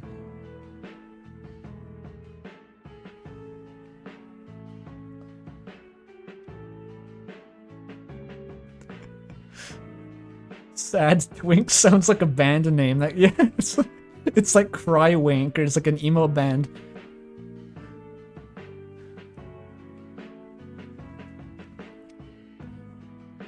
Okay, I have to drag myself back to this. The cards all miscellaneous up? Asked Spamton. Yes, yes. Jevil handed his half back to Spamton, and Spamton merged the halves back into a single stack. He shuffled one last time while listening the basic rules, cards were dealt, and the game soon began. Jevil was acquiesced to admit their ongoing game had less intricacies, but that made it no less challenging. They're playing Crazy Eights, I think. This time around, Jevil had to set... I get Crazy Eights is like Uno, basically, right? They're basically just playing Uno. This time around, Jevil had no set maneuver to the maneuver with a guild of consideration. Had set... Oh, okay, no, let me try again. This time around, Jevil had set to maneuver with a guild of consideration. A few discards and pulls from the stock were fresh in his memory, but the effort was not on his own behalf. His maneuvers worked toward the purpose of grasping Spamton's plays. How was it that, in much a similar manner, in which he appeared content with his moves, Spamton impressed upon him a keenness in saying, not escaping this morose fate, or in staying?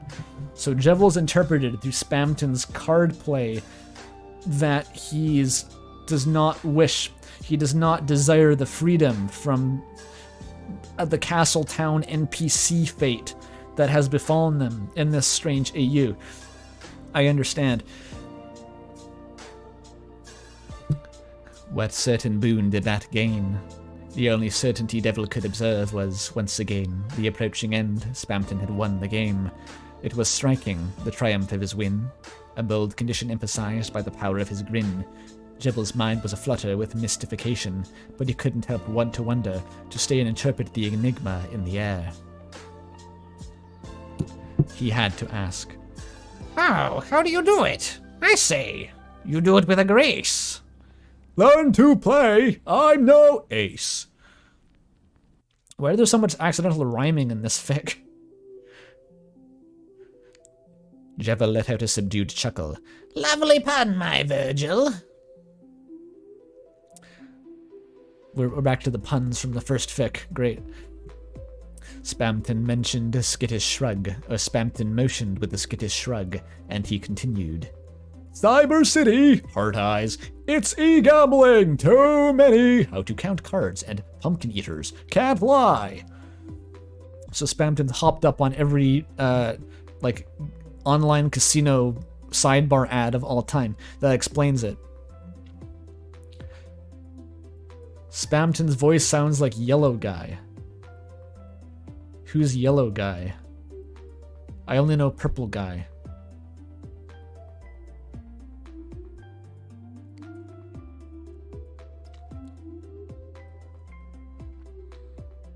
Is the stream paused? You should see all the dancing gasters. It should not be paused.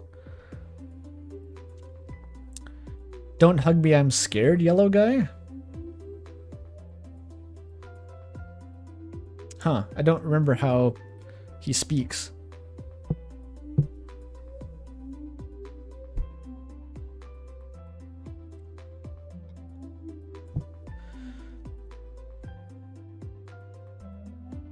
No, you miss my understanding. Jebel looked around the room, mentioning with a hand. You take to this morgue with utmost hurry. Morgue meets a complimentary lifetime stay in a dumpster. A change in sweeping vistas, beautiful scenery, really livens the mood. You're saying Castletown is better than a dumpster? Accurate. I'm sure Ralsei would be flattered.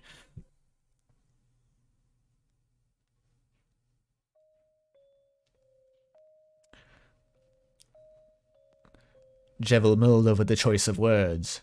The scene changed, but the stage remains. You resign. Resign in exchange for bed and board. Jebel was bemused. The both of them. What a futile fate. This shouldn't be a situation that placates. Do you enjoy this course? Is it placates or placates? Placates is like placid, but I could see it being placate.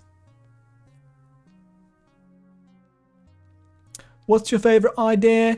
Mine is to be creative. It's placate with a hard C. So now I'm allowed to use the hard C and placate, but not for chordal. I see how it is.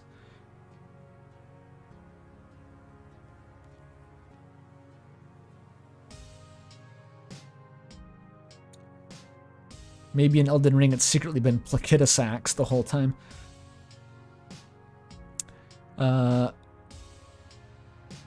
It's kind of hard to find where I left off in this jumble of words.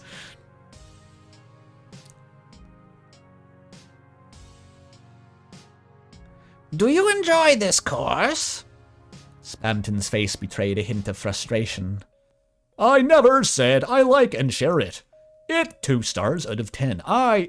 He said, what the fuck? He said while piling the cards up for another shuffle. You no good. Well, they're the snafu we're in. And handed Jebel half to jumble up. Our hands are in trash. I can't, got no strings to hold me down. Spamton sighed. I have to, call it as you see it. A spade's a spade. And the words, those blunt admissions, struck Jebel intensely. Spamton acknowledged that, of their misery, yet here he sat, wading in the grim. Was he obstinate to the truth? The air was teeming, but did he not feel? Jebel's thoughts were accompanied by the mixing of his half the deck, that of which he handed back to Spamton. The cards were quickly incorporated back into a whole stack. Okay, what does this paragraph mean? When do they kiss, says chat. when I said this was Spamvil, right? I didn't mean that it's like there were some fics that I disqualified, which are like Spamton is sad. Oh look, it's Jevil. Oh look, and he's showering Spamton with affection. Now they're kissing. This isn't that. This is like the weirdest possible takes on Spamvil. Like Spamton is a priest and is tempted by Jevil. Spamton and Jevil have an existential card game while contemplating the meaning of life. Is this not more profound and interpersonal than a mere kiss? They're kissing with their minds and souls right now. Just fuck already. Says chat. This is peak fiction. Shut up.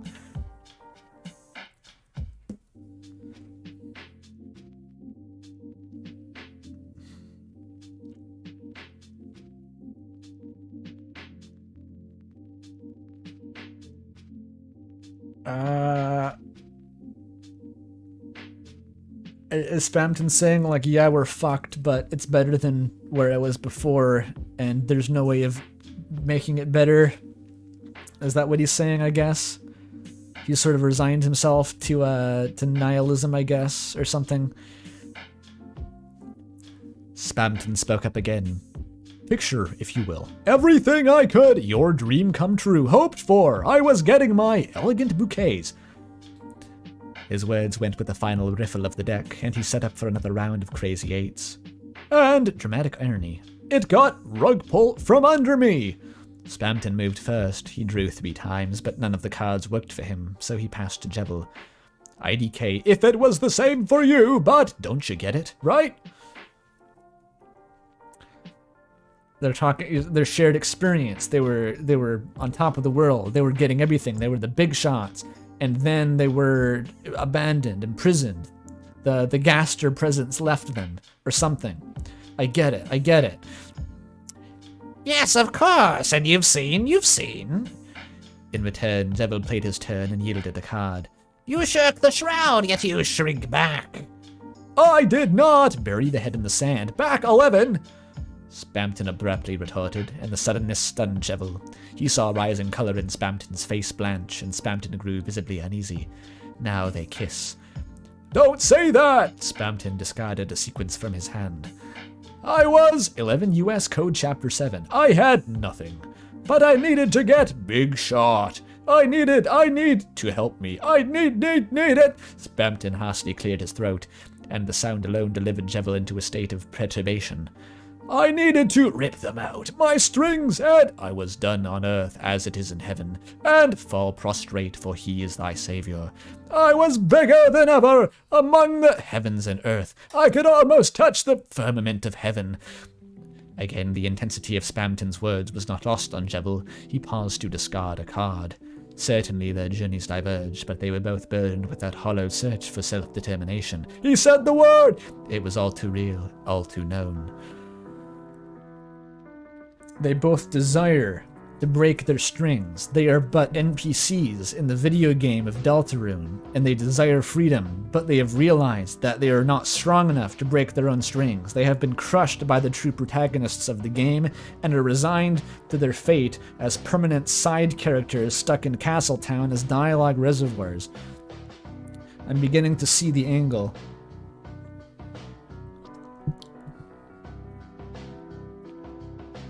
The voice work is fire. I'm enjoying this. I'm having a good time at least.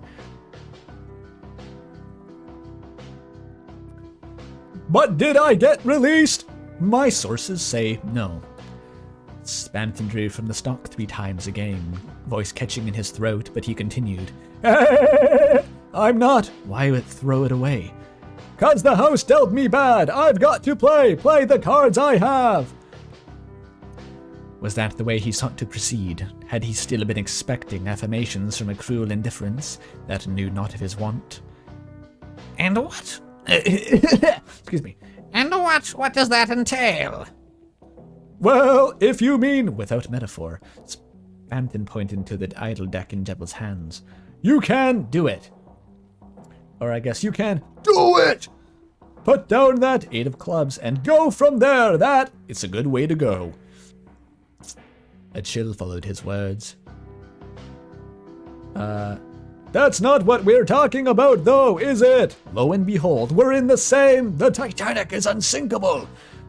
I got to level with you. His face dimmed as he spoke, glasses stuttering with static fog.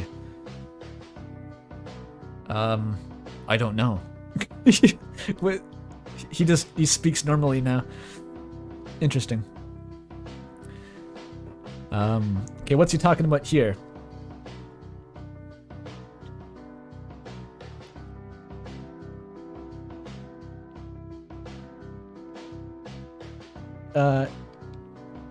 So we thought Jevil was making a reference to the card game.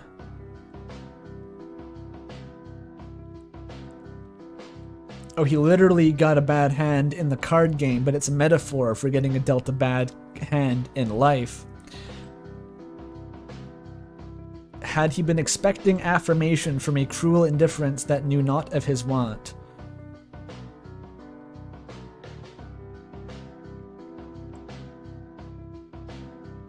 I don't know what that means. So Jevil's asking, what does it mean to play the cards you have after you get dealt a bad hand? And then Spamton replies, with an actual play that would make sense in the game. Understood. But he says, no, it's not a metaphor. But he doesn't actually know in real life. It's beautiful, I understand.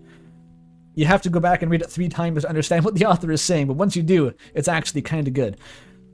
I get it. Spamvil gives into accelerationism. Delta bad hand? That's what the Delta warriors are, dude. It's the ultimate despair. I want to ask the author if they've read Rosencrantz and Guildenstern Are Dead. I've heard of that, but I don't remember what it is. This is like for real deep, Scoop.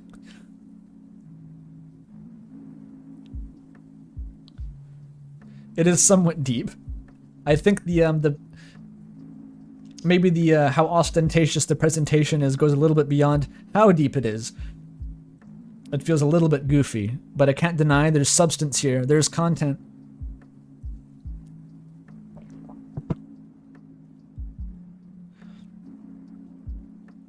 I frankly don't think there's any reason to make writing this verbose unless you're trying to do like a character who speaks excessively verbosely like an off. This is beyond the point where it could reasonably improve anyone's perception of the work, I think. Like incertitude, I'm gonna have to give that one a thumbs down. Maybe that could have been fixed by an editor at some point. Perhaps then there had been no expectation, that is. The incertitude inherent to that nature of statement. It was not an answer Jevil had anticipated from one following a sure course of action. Spamton's acceptance of the room, it was a selection of happenstance. His stay couldn't have been that of total resignation. Even that would have been a certainty of its own. Spamton had no way of knowing what lay before him, the paths he could take, what myriad of modes, and he only sought to go forth. Oh, the variability. A freedom of sorts not unlike his own. A subversion of predetermination, thereof constructive power. His head set forward despite dismay. Spamton still chose to play, and yet he could not do anything. Is this some like, and we must imagine Sisyphus is happy? Are we getting into like that? That's the extent to which I can reference philosophical literature.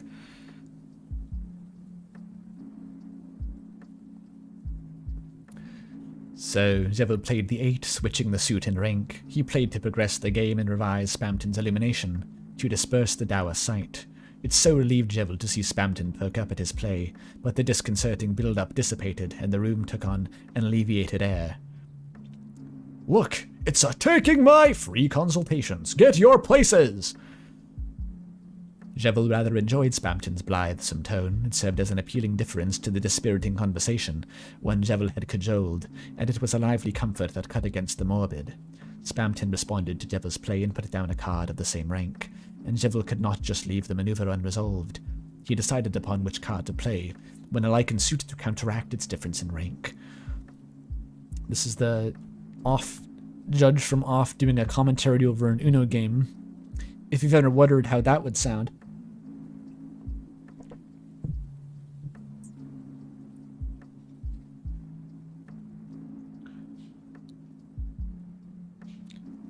There is no beta readers tagged. Oh, that's something I wanted to ask. What does that mean? The fanfic being tagged not beta read. Does that just mean not edited? There was no second opinion? The author did not ask anyone to stop them before publishing it? Yes. Okay. That's funny. I would assume that most fanfiction would be like that by default. Maybe it's not.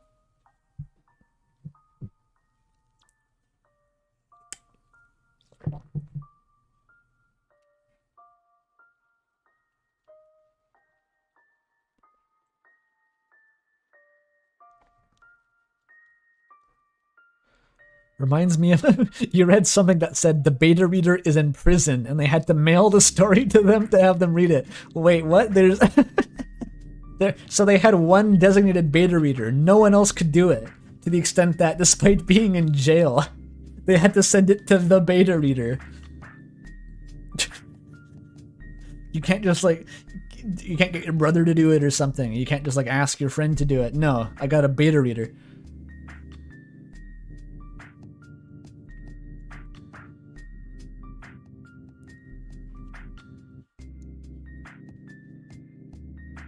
Very cool. And so the two played out their round methodically, for there was no inkling of rush, but only an amateur game between peers. As Spamton drew from the pile, he drew a 7. Jevil had saw himself grow with anticipation. There arose a regard for what card would be placed. Spamton discarded what he drew, for the game became a legitimate investment.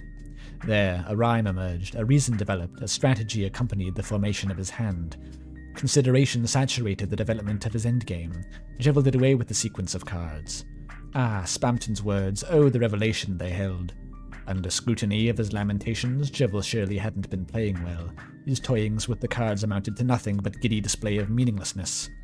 Spamton pulled and played a 9 of hearts. Detachment, Jevil's magnificent revelry, appeared but an ironic perpetuation of the impotence of their nature. Jevil drew from the stock and then yielded a suit of clubs. The disclosure was weighty, but Jevil would try to endure. Spamton too had seen the harsh, impermeable truth. Spamton drew from stock and then pulled the pulled cards, played the pulled cards. Perhaps then the walls surrounding them were not invariably an ossuary, for they had the discretion of making from it more. Their own self-made enchantment. Another means of manumission. What does that word mean? I'm going to find out.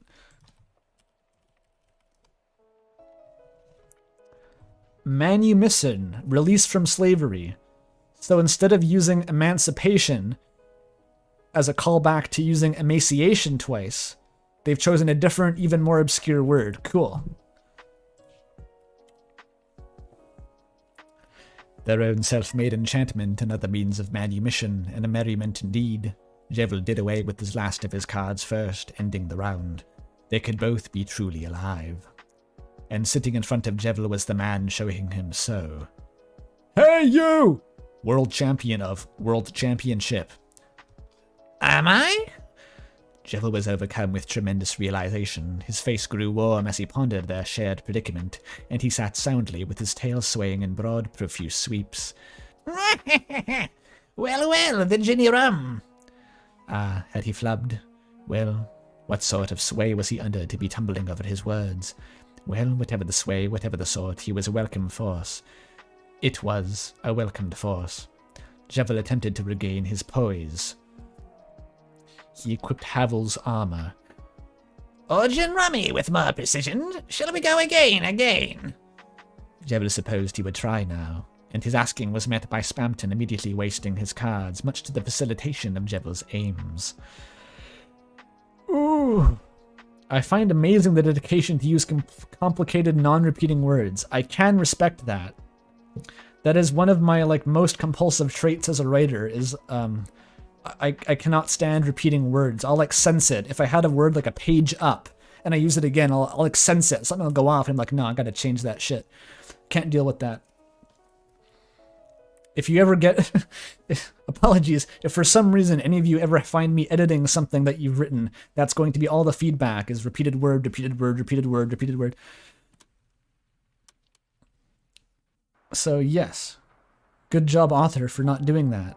But also, the length you've gone to avoid that are somewhat extreme.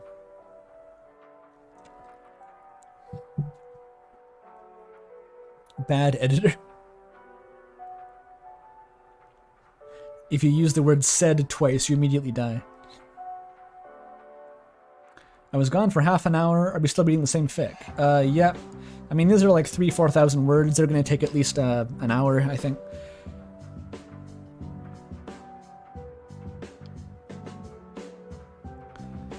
And I think the ongoing recap here is that Jevil has learned optimistic nihilism from Spamton and replaced whatever he had before.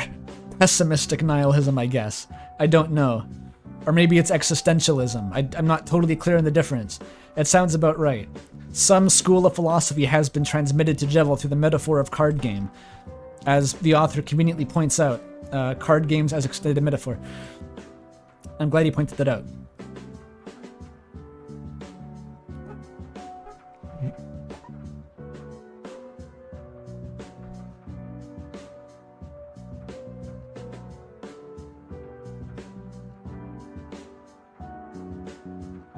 Chat says, I'm not a very avid fanfic reader, but I imagine it'd be odd to read multiple at once and have these wildly different writing styles for the same informally written video game.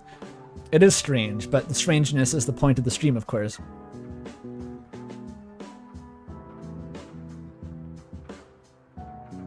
But in-game, Jevil is an optimist and Spamton is not. Aha, that's on the surface though. This fanfic plumbs deeper. It goes beyond the textual layer. By writing a very thick textual layer of its own.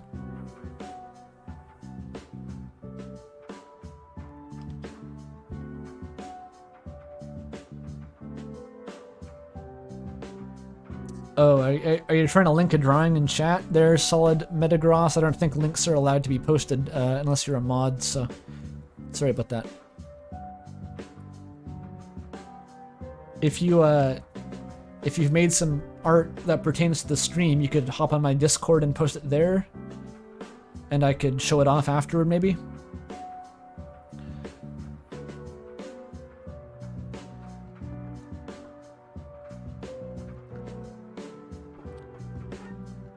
Okay. They're still playing cards. We're going! Third time's the charm, right? There was an excitement to Spamton's voice, one that Jevil was piqued to entertain. He nodded in agreement, and with swiftness, they each took and shuffled half a deck. The halves were reincorporated just as swiftly, hands were dealt, and they started again their trial of gin. Jevil moved first, taking the up card for his own and making way to solidify his melds by discarding as well. Following Jevil, Spamton took the shed card into his deck and got rid of one he didn't need. And it was astonishing. Despite the snags that came their way, they together kept a pace, building on the moves of one another. With Spamton, Jevil felt the situation flow so tolerably. Jevil drew from a stock and count card, then did away with a spade, and Spamton drew and discarded in turn. They shared a spectacular synergy as they relished in the verve of one another. Jevil was spellbound, and with his meld sufficiently developed, Jevil brought an end to the round by knocking. Luckily enough, with the surplus of deadwood in Spamton's hand, Jevil was successful in securing points. Holy fuck. That's a lot of gin rummy words. I hope someone in chat knows how to play gin rummy. That sounds like it was being made up. It's like the retro infambulator or whatever, that meme that someone posted in the Discord the other day. Retro encabulator.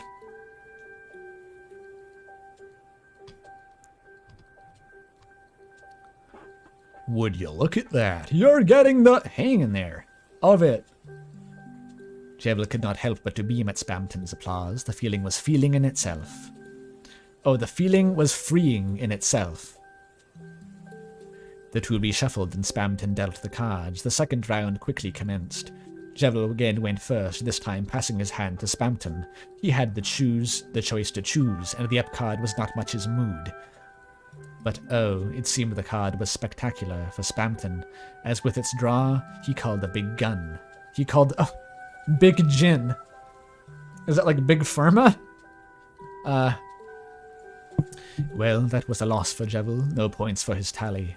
Any loss would be difficult, and this one was, but Spamton's gloating was more than enough to usher him through the adversity, for what Spamton brought him was gravitating, fortifying strength of accompaniment. See, they're kissing, like in all ways but physical, they're kissing right now. You see it, right? This is Spamvil for sure. Oh, don't spoil the last line. And the third round came rapidly with approach. Cards again were mingled and dealt out, and the two were prepared for their final round. He won last time, so Spamton went first, but he passed on the up card. Jevil acquired it instead, and then discarded as was expected. They continued that pattern of drawing and discarding, the developing, and they did so in tandem. They kept the game alive. They both played with earnestness, their maneuvers identical, yet dearly dependent on the others. Their own melding brought prosperity to the endeavor. Though the round showed signs of coming to a close, only 2 cards remained. Ah, a tie. Such a close call, situated with such sweet diversion. Regardless of what score tally did report, Jevil was beside himself with delight. His boredom was now only disputable and transient. Wee-hee. He had so enjoyed how they guided each other splendidly. You play a joyous game! Oh, that's Jevil. You play a joyous game. Shall you show me another? Jevil asked while twirling an end to his cap, his fingers twisting in an elated jig. I want to see completely. He was moved by an amazing affection. It was wonderful and absolutely effervescent. Yeah, effervescent. Beautiful word choice. That was the perfect word to describe such a feeling. Oh wait, the author calls out their own perfect word choice? I didn't read ahead. I was just we had the same reaction. The author typed that and just went like, fuck, nailed it. That's really funny. There was the perfect word to describe such a feeling. Oh, what was it? Enamored. Oh no, it was referring to enamored, not effervescent. Yeah, I think the word you're looking for is Spamvil. Well, how's about... Spamton trailed off and idly drew shapes in the rug beneath them. Speed? I won't go easy on you, though. Hee hee hee hee ha ha ha ha hoo hoo hoo hoo ho ho ho ho. He decorated his words with a bit of harmless teasing, but as he reached to collect the cards for a new game, Jevil reached out with a hand and paused Spamton. Instead, Jevil swept all the cards himself and set to shuffle the entirety with intent. His heart leapt as he cut the deck. I live for that. Beautiful.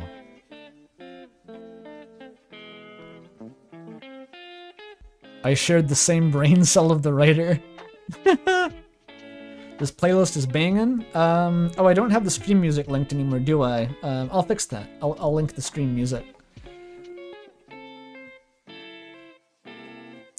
I think this should link to the playlist, actually, if I add it to the description right now.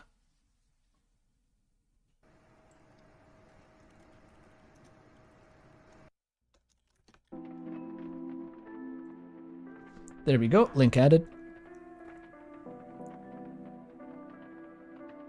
Remnant said, I could wrestle you and fart on your head and shake you for your lunch money. I mean, you're welcome to try. That's all I can say to that. Come at me. You have to cross the Atlantic Ocean first. All right. Well, that was a fan fiction for sure.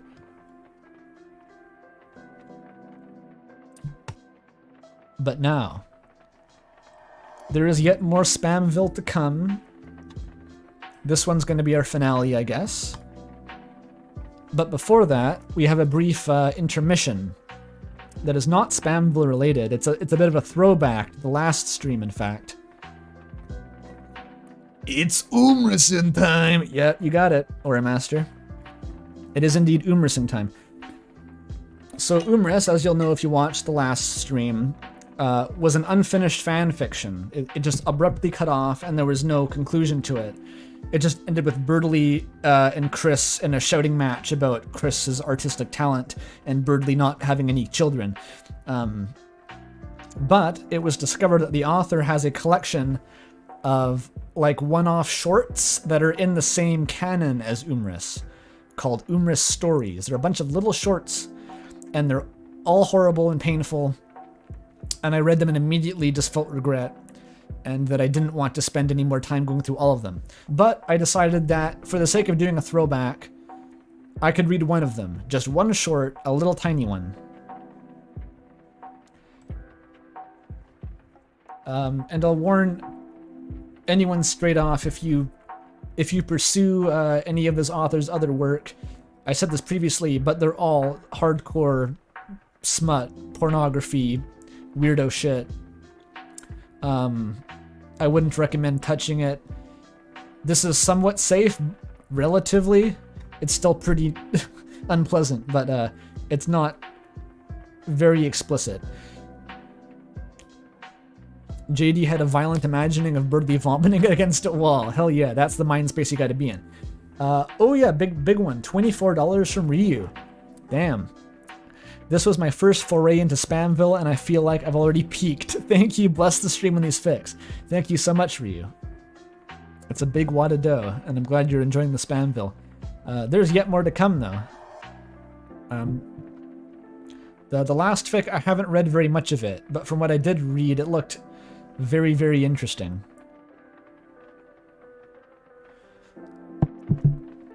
So I think the one I wanted to read was in the library.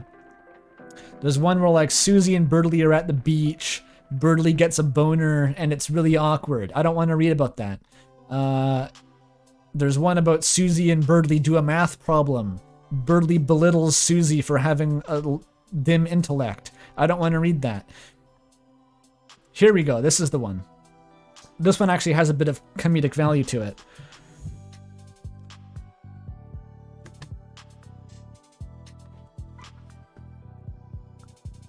Oh, no, says chat. We're in the Umris zone. This is weird and uncomfortable. It's supposed to be like that.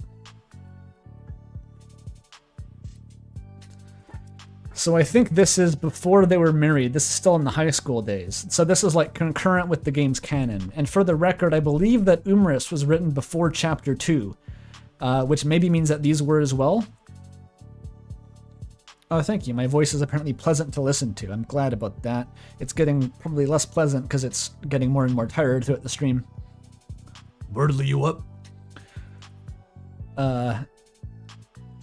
But yeah, I have to say actually, one disturbing implication that's occurred to me, this took like weeks after reading Umris for me to think about it harder, but if Umris was written before Chapter 2, one of the first scenes in Umris is Birdley reading Susie A Tale of Two Cities, which is the book that Birdley reads, or at least references, in the opening of Chapter 2, which came after Umris. So either, there's two possibilities. Either the Umris author had such a tight grip on Birdley's character that that they were able to just make that call. Yes, Birdley would read Tale of Two Cities. Or Toby Fox at some point has read this fan fiction, laughed his ass off, and decided to make a cheeky reference to it in the game, much like he did with Tails Gets Trolled, so it's not completely out of character even. I think that if Toby can reference Tails Gets Trolled in Deltarune, that he can reference Umris. That's my conspiracy theory. I hope it's the last one. The alternative is a huge coincidence. I think the last one is plausible. I think it's viable. When did he reference Tails Gets Trolled? There is... Well, one line that Susie has in Chapter 2 is, I don't like doing it, but it works. Which, it is a Tails Gets Trolled quote, but by itself would have plausible deniability. Like, you could say that for some reason other than quoting Tails Gets Trolled. But in the 6th anniversary live stream, Toby's live commentary contains a reference to High Shovel, which is very explicitly a Tails Gets Trolled reference, which means that Toby has Tails gets trolled on the brain, and also that recontextualizes that Susie line to be definitely a reference to Tails gets trolled. Thank you for coming to my TED Talk.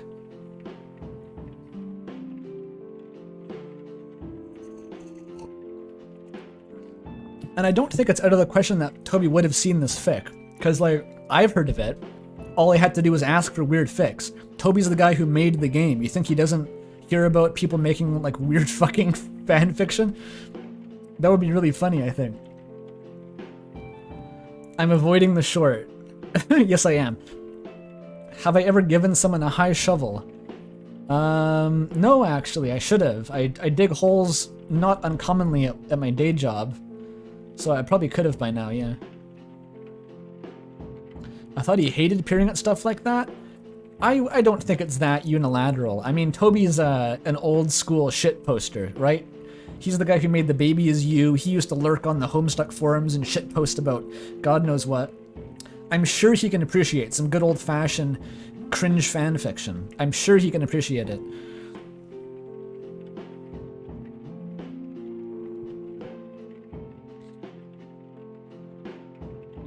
Okay, I'm gonna read the short now. I have to do the voices again though, that's gonna be painful. Hey Nerdly, you up? Wait, what are you doing here? Birdly is sitting behind his desk in the library. Oh, hang on. Yet more distraction. $10 from the Clod. God, this coming right off the back of me spending a week editing a video essay about Rent a Girlfriend. I'm so burnt out on garbage romance written by people who have never spoken to a woman. What is Rent a Girlfriend? I've never heard of that. I'm very curious to know what that is. And also, if you're writing a video essay, I want to watch that, because that sounds wild as fuck. But yeah, thank you for $10 in any case. It's an anime? Oh dear. I still want to watch the video essay though. That sounds exactly like the kind of thing I'd be recommended at 3 in the morning and just be like, yeah, I'll watch that. Sounds good. Fuck, I don't know.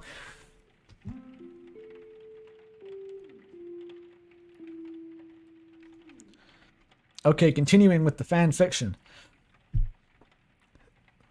Birdly is sitting behind his desk in the library. Library, cringe, boo, make fun of this user.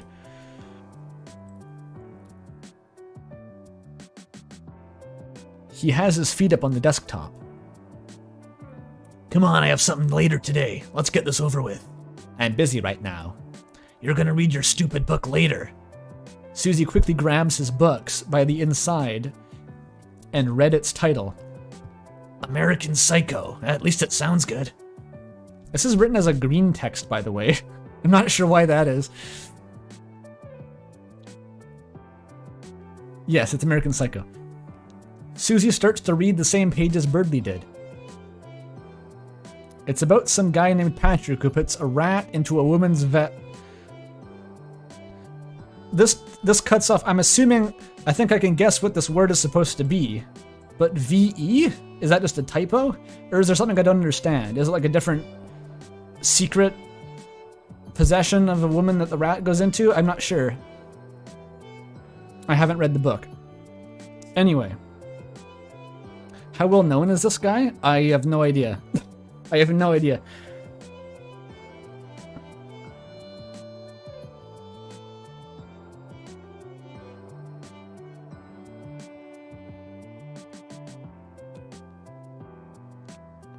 The ... implies it's cut off.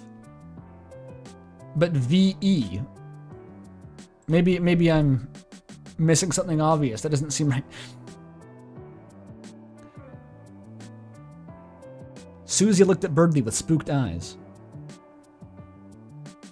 Yes, it's called a BOOK. People READ it. Birdly spells slowly. He has a rather annoyed expression. You can read books like this in the library? Susie screams. Shut up. Birdly looks around the library. Beside them, Monster Kid's list.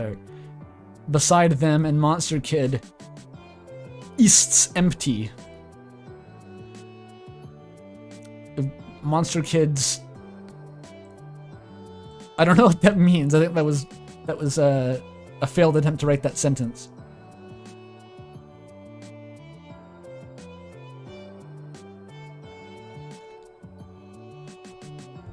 Yeah, JD gets the... There's a secret hole that they're not telling you about, says JD, right?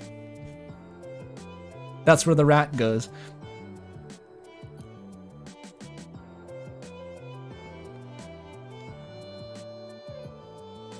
Monster Kid sits by the opposite wall and tries to pretend to read a book, but every couple of seconds he nervously looks at Susie and quivers. The user experience at this library must be miserable. You have Birdly, and also Susie is now his girlfriend. And they just come in and like talk about American Psycho at like screaming volume.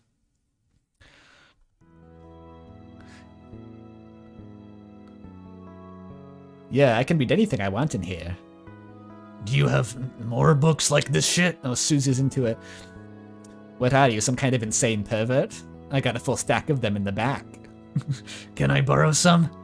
Do you have a library card? No. I can't lend them to minors anyway. I'm sorry, Birdly, what? You can't lend them to minors? I worked at a library for 2 years, and there was never a policy about whether or not minors could take out certain books. Like, there's no ESRB for books. Even in my middle school library, they let me take out Good Omens. There's a full-on sex scene in that one. It seems like books are just, by unspoken rule, just exempt from rating systems in my experience. Probably a county rule for some US counties. Fascinating. I prefer it that they let you take out Good Omens in grade 6. New Andrew Lore. I think I mentioned that before. I worked at my school library when I was in school. Like, university library. That one.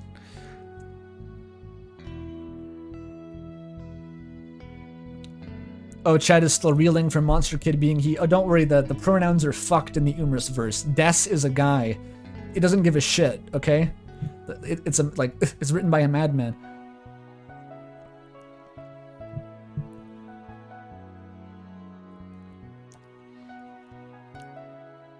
I can't lend them to minors anyway. Oh, come on. Sure, I'll give them to you. Who else would want to read them in this town anyway? Noel?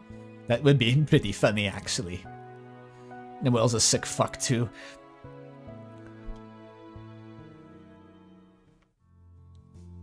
You think Birdly reads American Psycho and says Patrick Bateman is literally him, or does he analyze it for its deeper commentary on the lifestyle of the elite and yuppie culture?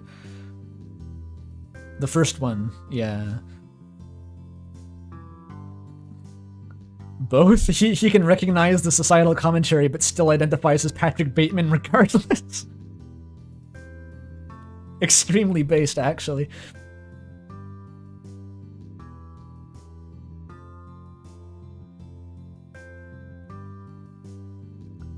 But that's the funny thing about this, like, American Psycho coming up, is that I think Chad and I kept saying while reading Umris that, like, this was like an American Psycho AU of Deltarune, which was pretty accurate. So the fact that it came up here by name was really funny to me.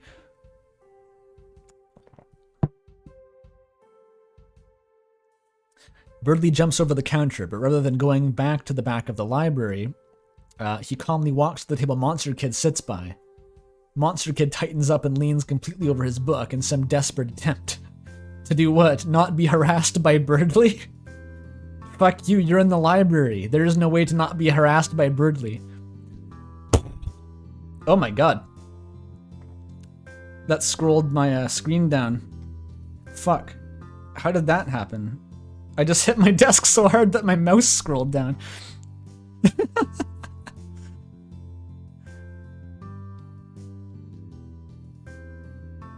Where'd it go? I lost it. What happened? Oh, there it is. I found it. Slam. Birdly hits the table with both of his hands. I can picture this happening in an anime of some sort. I'm not sure exactly what the scene is, but that's what comes to mind. Monster Kid jumps like a cat sprinkled with water. Yo, what are you reading there, brah? Birdly says, imitating Monster Kid's manner of speaking. Nothing, Monster Kid stammers. Nothing? Don't just walk out with this nothing in your bag when I help find the book for that lady over there. Birdie smiles a little. Birdie walks away from the table and heads back toward the door. So Birdie is like tyrannically power tripping on his library student assistant powers, which I admit in the first reading I may have been unnecessarily harsh in terms of claiming that the Umris Birdley's character was reflective of Canon Birdley. But we know that this is reflective of Canon Birdley because he literally does the same thing to Chris immediately when you interact with him in the library. This is absolutely in character. Library monitors are just like Reddit mods in real life. That's basically what they are. I say that having been one. It twists you inside. You have to get everyone out by closing time. You had to clear out all the study rooms. What does that do to a man? No one wants you there. They're all just studying for their midterms. You have to be the one that goes in and kicks them all out. And you're the bad guy, but you have to do it. You have to get out, otherwise you have to stay and work overtime. Fucks you up inside. Anyway. Birdley slowly walks away from the table and heads toward the back door. Susie gives Monster Kid a crooked smile, showing her full row of teeth to him. He looks like he's about to faint. Who? Like Birdley? Like Birdley was so amped up by that burst of like false social bravado that he's gonna pass out now? Or is he like anime nosebleed moment because of Susie smiling at him? Or is that referring to Monster Kid? I don't know. All of them are funny. Birdley opens the back door and storms in. Susie follows. Imagine being the kid who was so cool that you could hook your friends up to the smut they keep in the back door of the library, like the back shelf shit. He's not dealing drugs. He's not handing out the cool Pokemon cards. He's hooking you up with explicit library books. What a fucking Chad. Pussy Destroyer! After a couple seconds of rummaging through some of the boxes, Birdley pulls out an old book in a green cover. Here you go, this one's pretty sick. What's it about? A pedophile? Stream is demonetized now, I guess. Oops. I have heard it every time someone's tried to say that word in a video recently, it's been spoken backward. I have a feeling they know something I don't. Oh well. Susie reads the title. Lolita? You can save this shit for yourself, freak. What about this? Shoutouts to Lolita. They keep all the problematic faves in the back of the library. I actually have no idea what the original Lolita was about, besides its obvious persistence in the term lolicon, which is unsavory. I don't know what the book actually stood for. Anyway. What about this? Blood Meridian, screams the front page. I don't know what Blood Meridian is. This one is definitely for you. It's got lots of gore and violence. If you say so. But you have to tell me about it later. I want you to really read something. Anything. Maybe it gets through that thick skull of yours. Why would you want me to read something, nerd? Because reading will help you develop. And why would you care about me? Remember our deal? You tutor me and I won't beat you. Susie laughs and punches Birdley in the arm. Does it matter? Consider it to be my good deed of the day. More like deed of the year. They both laugh, in mutual acknowledgement that Birdley is an asshole. We are terrible, aren't we? Yeah, we are. Beautiful. Round of applause for Umris.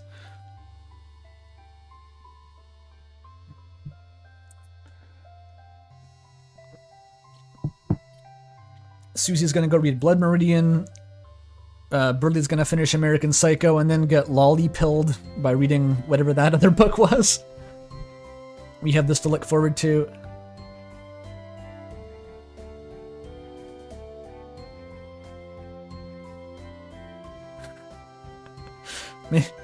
Maybe Chad is wishing that I didn't actually bring in discussion of the book Lolita. Yeah, maybe.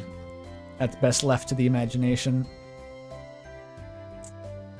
Anyway, that's enough Umris. No more of that for now. Don't want it. No thank you. I feel kind of sticky having that tab open just by association with the rest of that guy's account. I just loved the scene of it. It's just Birdley reading American Psycho. Susie walks in. He impresses his girlfriend by showing her the smut section of the library. The fucked up, like, weirdo books. Goes, harasses Monster Kid for no fucking reason as he's minding his own business. He and Cannon, that is. And that's it. That's the whole story. Maybe take a break to have a shower or something. This calls for a break. Oh, I guess I haven't had a break, yeah. I've been going all right with just the tea so far. It's only been 2.5 hours. Not too bad, actually. Making pretty good time.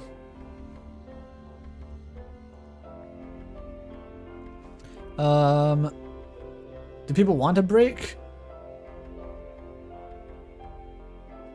I guess I can break for a few minutes and... Yeah, alright, just a few minutes then.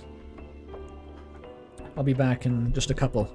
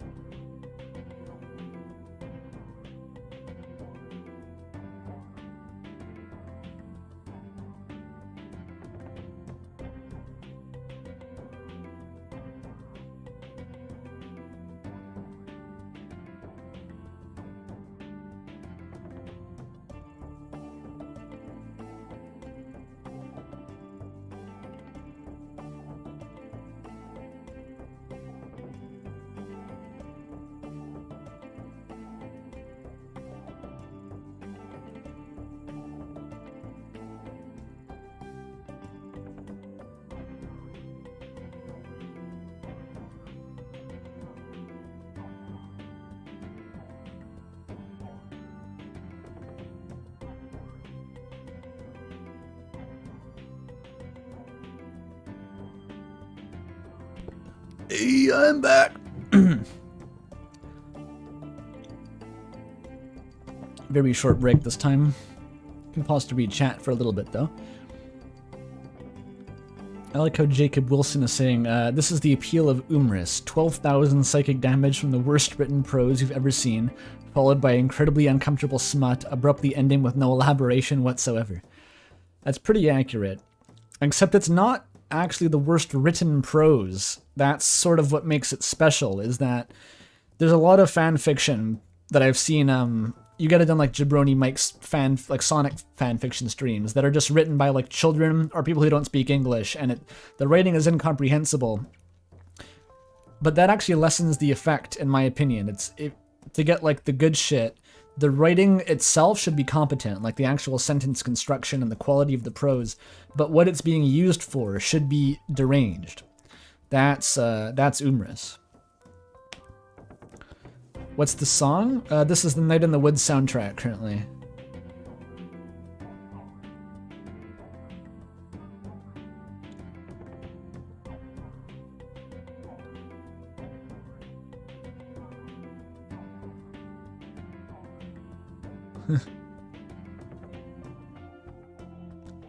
If I want to read the work of a cringy child, I just open up my Google Drive. Exactly. Use the Celeste OST? It goes kind of hard for the intended vibe here.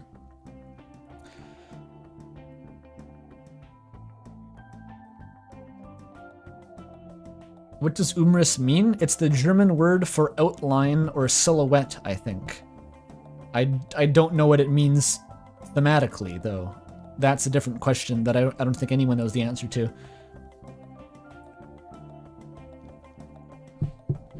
There was a rant about like Plato's Cave or some shit at the very early parts of that fanfic, and then it was never expanded on to the point of comprehensibility.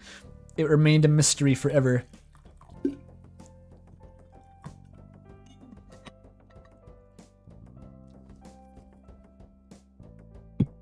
Stray Lo-Fi OST. Oh, that has potential. I meant the Stray OST actually. But I'll stick with, I mean, Night in the Woods is nice. I don't see a reason to jump ship. Alright, I guess we should move on to the de facto finale here.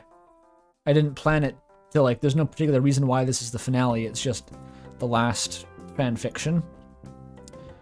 Oh, JD wants to know what kind of tea we're sipping on. Well, once again, it's lemon ginger, but it's a different brand because I ran out of the other stuff. And it's not as gingery, and so I spiked it by just taking a whole lump of ginger root and throwing it into the tea. So it's pretty punchy.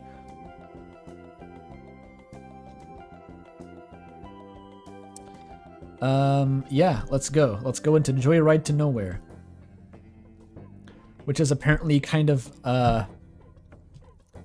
the entire thing is a Fear and Loathing in Las Vegas reference. I've never seen the film.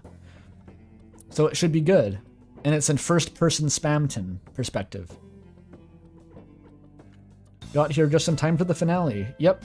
Well, there's only been, what, 4 fanfics in total on the stream, so you've got a good chunk of it at least. Did I ever read Scoob and Shag? No, but I did watch some Batman Piderman, which was pretty enlightening. I didn't watch the whole thing. Scoob and Shag still has to be on the to-do list, I think.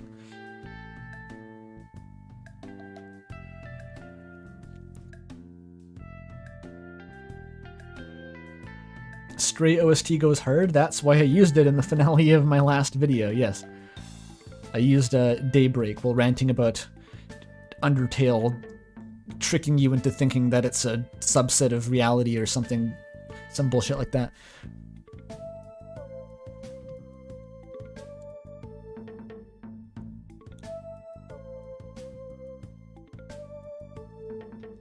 Okay. Let's get right into it. It's for Friend. Shoutouts to Friend.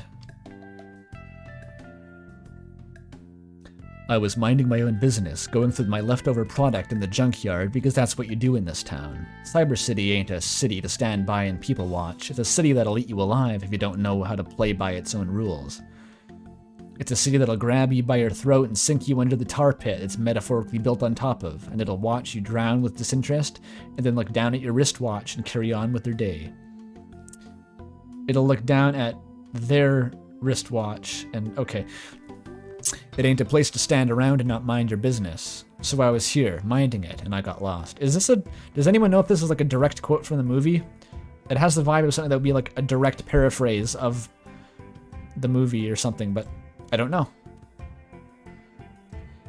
I hope not. I hope that's just like original narration with the vibe of kind of a noir opening.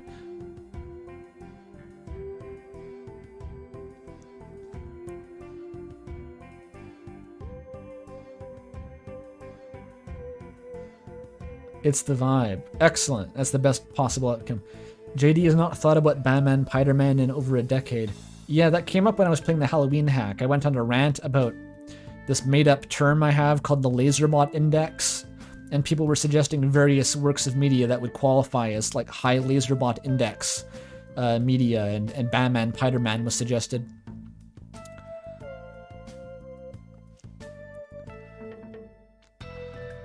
You ever get lost in a place you know?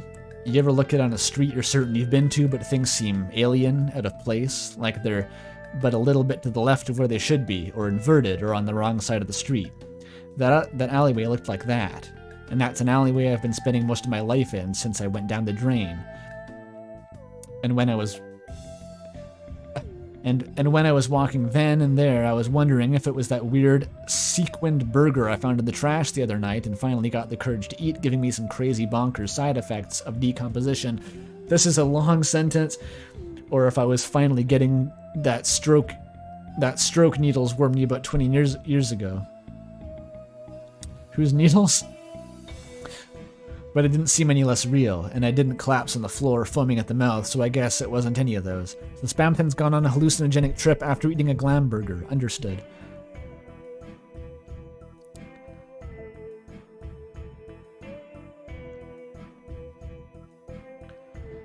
There was an alleyway, and then there was nothing. And it kept being nothing for miles and miles, forward and backward in every other direction. Sans reference, perhaps? Sans reference?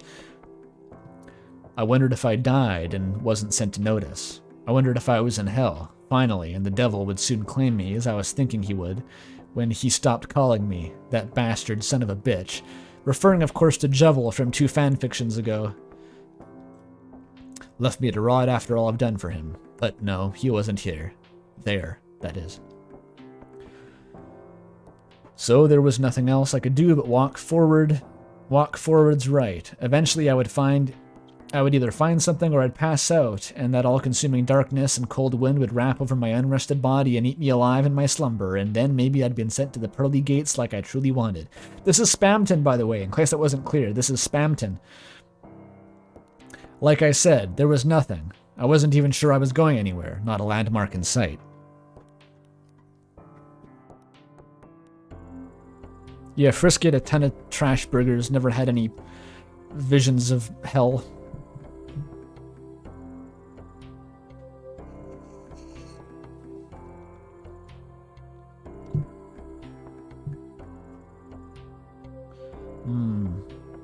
Batman, Spider-Man has been somehow ended up in copyright hell. That's unfortunate. I don't even want to know the story behind that.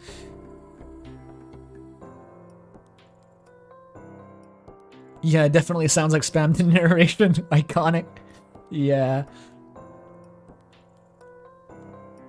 I collapsed and it could have been 20 minutes or 3 days from when I got lost, because if there's one thing harder than keeping track of time without a clock, it's keeping track of time without anything. Is that implying that he's naked? I don't know. But when I came to, I saw myself somewhere with 3.5 walls of concrete and iron bars, which is different than where I was before when I passed out. And usually when that happens, I'm struck with fear and panic, because I have no idea what they possibly did to me while I was out cold. But right now, that change of scenery brought me comfort. I was somewhere. I had my head sitting in the lap of a hooved creature who smelled of old cotton candy and damp mold. And that's Jevil. Is Jevil having hooves a thing that is suggested by like anything whatsoever? Does anyone have insight into why Jevil has hooves? No.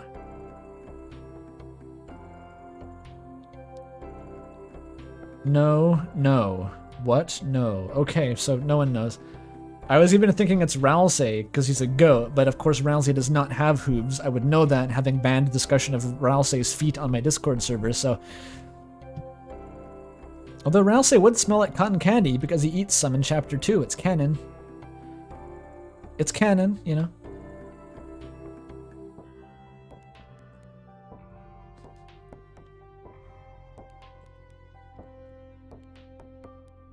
The author's fetish.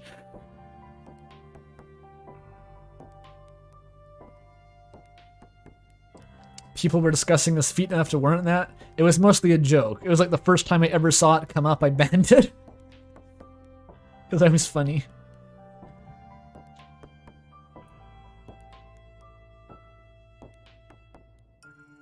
Hugh Cycles likes adding hooves. Really?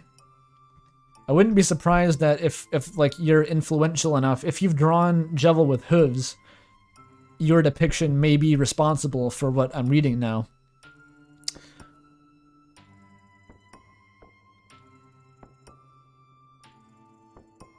Because of the devil goat hooves thing. Yeah, I see.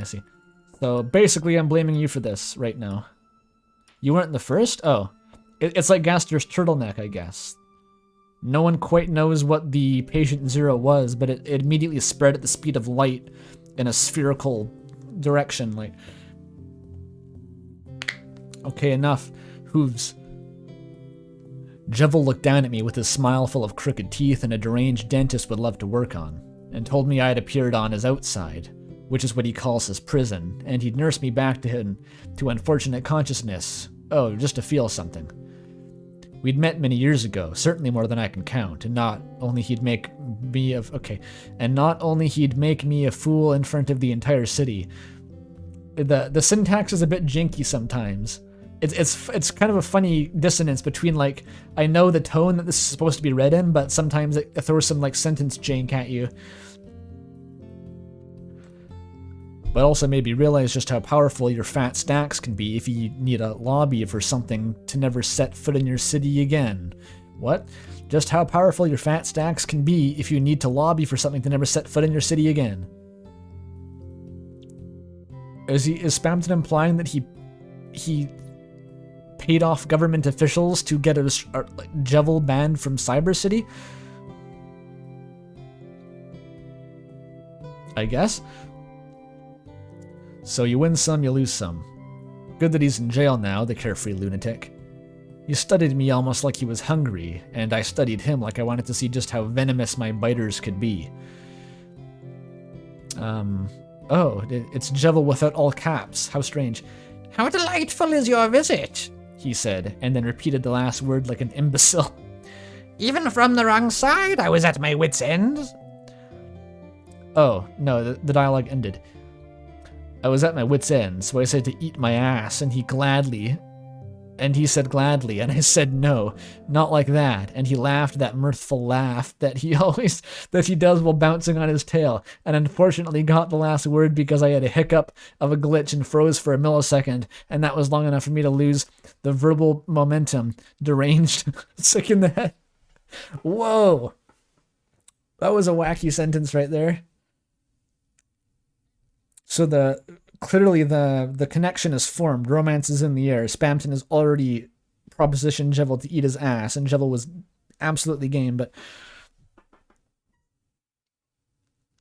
we sat there staring at each other, and my stomach announced in no uncertain terms that I was hungry. Maybe Spamton has to eat Jevil's ass now. And when questioned on what there was to eat, the insane clown gave me a non-answer, like moss or your ass. They're fixated on the ass. Someone call Freud. But I was in no mood to argue. I'm never in a mood to argue, except on the occasions that I am. I like to treat myself like that. He's literally me. Spamton is literally me. I like to treat myself like that sometimes. I looked over to the jail bars, chewing on my tongue, thinking, I'm always thinking, even when it looks like I'm not. Spamton, I think that's most people. I think most people are like that. And even if the subject of what I'm thinking of is nothing, the cogs in my brain never stop turning, baby. I was figuring out what to do next, because when you don't have a home to go back to, your priorities are always the now and the next. Hang on.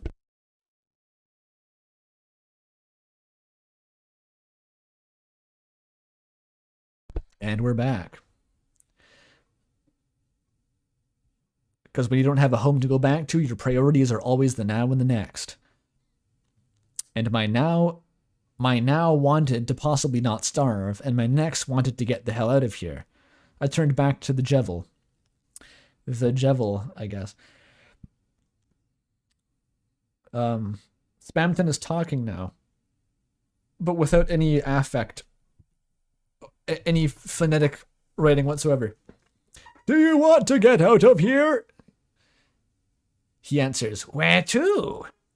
I shrug my shoulders and make a sneer and flick my brow up like I'm saying, I don't know. Maybe I also say it out loud, but it comes out like a grunt, unlike the beast acknowledging another. Not unlike that common occurrence that I'm aware of as the reader. He tells me, You're such a card. He says, and stands up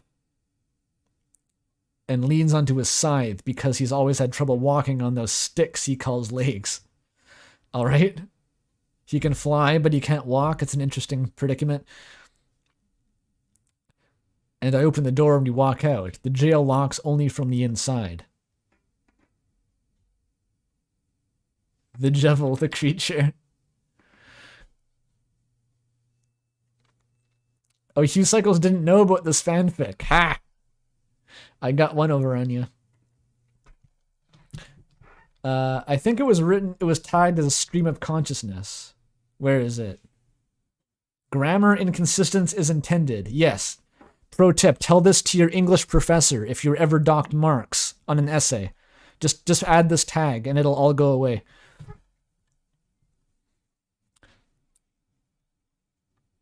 Stream of consciousness writing. Here we go. And borderline experimental. That's what you want. You want the experimental art house fan fiction. None of this humdrum shit. None of this this deeply fallen angel. Spamton gets showered in romantic affection, angst, touch starves, hand kisses. Spamton is a mess, romance, fluff, cat elemental. He's a cat, he purrs. Jevil romances Spamton. No, none of this shit. Spamton has to go on a hallucinogenic trip, pass out in an alleyway, and then be kidnapped by Jevil. That's what you want, basically.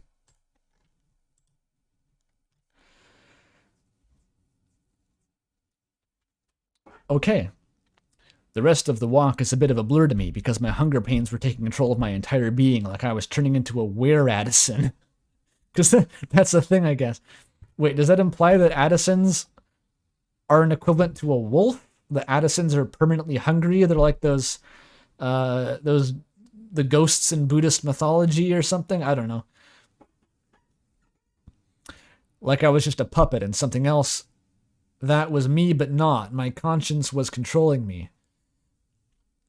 I was seeing red and losing blood sugar real fast until we leaned on a tree to the side of the trail and Jevil shoved a rich and creamy fruit he grabbed from the leaves right above us in my mouth, and I instinctively bit down like a nutcracker. What the fuck image is this? Like Jevil just like rams a banana down Spamton's throat and his jaw just clamps shut like a nutcracker. That image is hilarious. Like, what if his hand, he just like bit off Jevil's hand probably. Holy shit. Oh, the plug people become were-weres, so Addisons can too, I guess. I'll take your word for it. Potassium.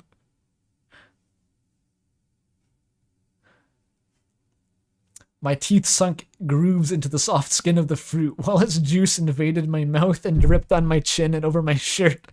And in any other context, I would consider this extremely ironic. But in this case, it is colossally erotic. You have to understand, I was hungry. Right.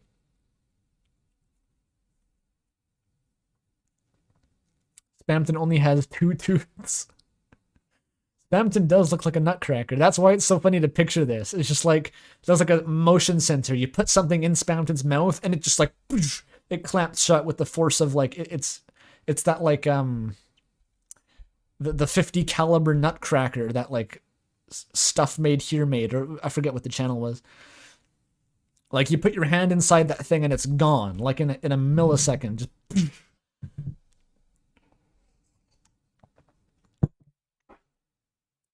the bite of 97, exactly.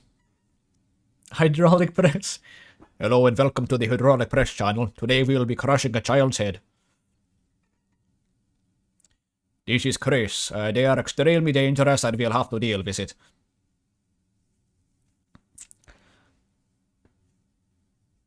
Okay, where was I? I regained control of my motor skills for the second time in half an hour and quickly went through the process of acquiring more of those magenta bitches. Referring to the fruits. I guess they're in the field of hopes and dreams. And despite my insistence I could get them on my own, Jevil held me by my legs to give me a height boost grab. Those are dark candies, Spamzy. Spamzy, ooh, he tells me, and I cringe at the nickname I didn't ask him to use. They taste like marshmallows, they do. Him and I eat about a pound of them, and I feel my rotten teeth get even worse. And while contemplating whether the red juices on my collar make me look insane or not, I look around the trail and toward the small village up ahead and wonder out loud that if we're going to get by in this world, we're going to need some money, some dark dollars, some fat stacks, I guess. Can't expect all our nourishment to come from trees. Can you not? I don't know. I don't know how to acquire money in Deltarune other than starting fights with people and then sparing them. His tail bats on the floor, puzzled, like I just spoke hieroglyphs. Papa likes his cigars, I tell him, and better clothes, and the thrill of the wind on my hair, and he laughs at me again. Puffy Pants thinks it's funny to want things. Maybe he ought to stay in that cell if he's content with nothing. He tells me it's no fun, and I tell him exactly. He spits out a seed, and I start walking toward the village. They've got a crazy dynamic. It's like a homeless crack addict and a Buddhist monk who got bored. Like, I don't understand what's going on. A Buddhist monk who eats ass.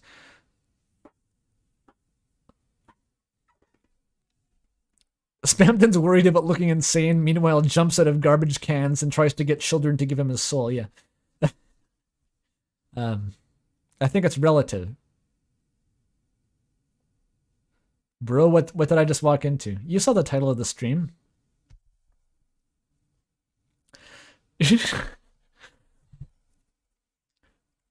The Card Kingdom doesn't do beggars like Cyber City does, as far as I could tell. Spamton was never a beggar. He was a salesman until the end. He never asked you for... Oh, no, I guess he did like 7 times. But that's not what he was really after. He was trying to get you to come to his store so he could scam you. Like a true capitalist. As far as I could tell, so it's pretty easy to get some coin from the suit people walking by if I look sad and grovel enough. They all just go, "I was a poor old man so far from home," and give me enough change to buy some lunch or maybe a nice little medieval-looking shirt or trimmers for my friend over there's overgrown hooves. What the fuck, Spamton? That's not normal. You're not. What do you mean? Your traveling companion. A normal activity with your RPG party is not to trim each other's toenails, as far as I know. That's extremely erotic and. Like, just be honest about yourself, Spamton. That's all I'm saying. And if I do this to enough people, I soon have enough for quite a nice meal. Oh, you know what you do, Spamton? You want to, while you're trimming Jevil's hooves with your, I don't know, X-Acto knife and bolt cutters, you want to film that as a YouTube video and post them reliably to your channel and explain in great detail how many blood cysts you've punctured while cutting Jevil's hooves that day. And for some reason that will acquire millions of views. And they won't have to do any more begging. That's my tip, Spamton.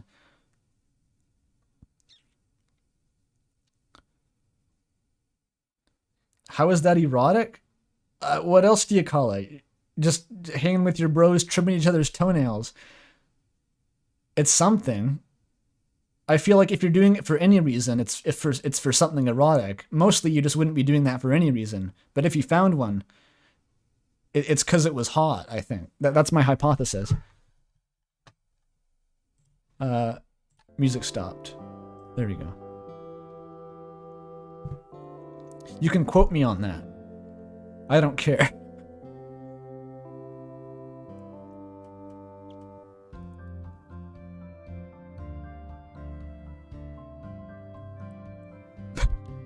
Maybe my bro's toenails were just too long. I don't know.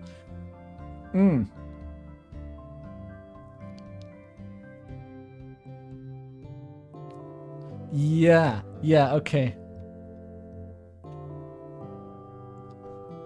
Definitely more than I've had in a good while. I got back to Jevil and showed him my earnings, and he's just sitting there scratching his belly and staring. I gotta do all the work around here. I always gotta do all the work. I took advantage of the fact that nobody here seems to remember me or my bedeviled companion, as much as it irritates me to think about that.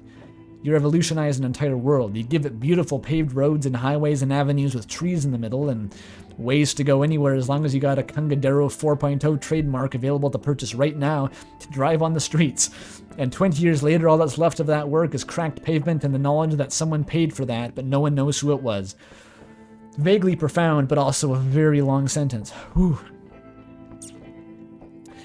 And on the other hand, 20 years later, everyone hears about that smelly Addison with no roof over his head and half his face burned off, and he's not allowed anywhere.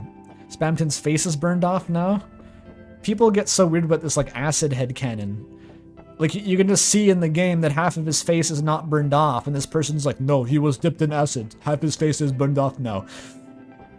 I will make it so. You imagine it. Fuck you.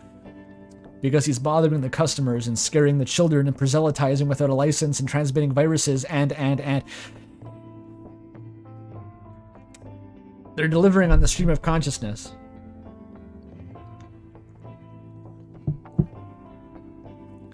So taking advantage of the fact that no one remembers me and no one knows me, I stock up on travel supplies. Feels like shopping for a camping trip. If I was also playing Dungeons & Dragons, which is the thing, within a universe where Dungeons & Dragons would be its own dark world, and exist diegetically. When I get out of that little store, Jevil is still in the same place. He looks like he was taking a nap, which is damn well everything he's been doing for the last 100 years. I poke him with the tip of my foot, and I guess that if you were looking at us, then you could have mistaken it for a kick on the side, but you have to remember that he's the one that's unbothered with everything, and I'm the one that has to carry his ass everywhere, or else he's not going to get anything done. I say we need to keep moving. I tell him he's massaging his side and making the effort to stand up and find his balance, and asks me, "What for?" And I say, stay a long time quiet, because what first starts as me pondering the question slowly turns into nothingness in my head as I can't find an answer to it. I start thinking about sharks, about a piece I read about them on the paper many years ago, how they're always swimming because it's the force of their movement that flows water through their gills, and then they can breathe. Without moving, they sink and die. I remember reading that over breakfast while the big bird told Queenie Beanie all about her day, as if they were her personal assistant, and thinking, whoa, that's just like me. But I never really thought on why I thought that, because my coffee was going cold and I had a meeting at 8:30. I needed to go and my nose was itching really bad. I know why now. I answer Jevil that otherwise we'll drown, and it satisfies him. So he offers a hand to carry all the shit I've picked up, and we start moving. Holy shit. This is like suddenly turning into like a masterpiece. I'm suddenly picking up what this fanfic is laying down.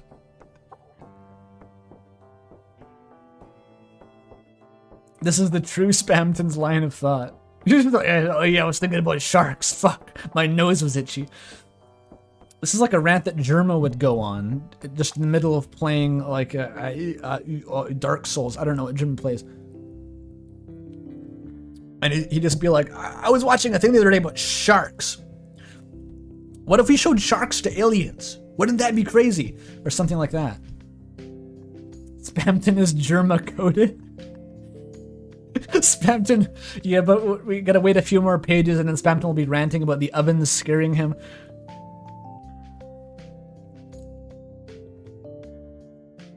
We don't make a lot of conversation at first, but I start talking anyway. The words just pour out of my mouth. I don't like silence if I know it's fine not to have it. Jevel is quiet, but I don't think it's for lack of words, because I know from experience that he's got quite a silver tongue for any kind of spell. I think he just doesn't want to interrupt me. I'm not going to stop saying my opinions just so Bobo the Fool can blurt out a limerick or whatever. So he better feel comfortable with unsaid words. It's kind of hard to say what I mean because the doctor poisoned my words and corrupted my throat, and now if I want to say anything longer than maybe 6 or 7 words, I risk them getting overloaded with things I don't want to say. Wait, is it just like casually Gaster lore? Just being dumped into this? Like, yeah, fucking Gaster was there, I guess. He poisoned my throat, and now I can't speak without the ads seeping in. It was Gaster. Back to this. This doesn't intrigue my Jesterly companion, though. As far as I can tell, he doesn't care about anything but to merit his questioning. He doesn't care about anything enough to merit his questioning. Ah. When I lose the words, he chimes in and takes them from the air and gives them back to me, and I take them, but I'm bitter about it because he doesn't have any business being nice to me because I'm a public nuisance, and he's also a public nuisance, but somehow worse than I am. He's worse, I'm better. He laughs at my jokes and agrees with my anecdotes. We pass the time. I really want to know how much of this is like directly paraphrased, because like some of this is pretty inventive writing. IMO. It's conveyed in like a clusterfuck kind of rambling way, but there's some good beats. Toby wrote this, yeah.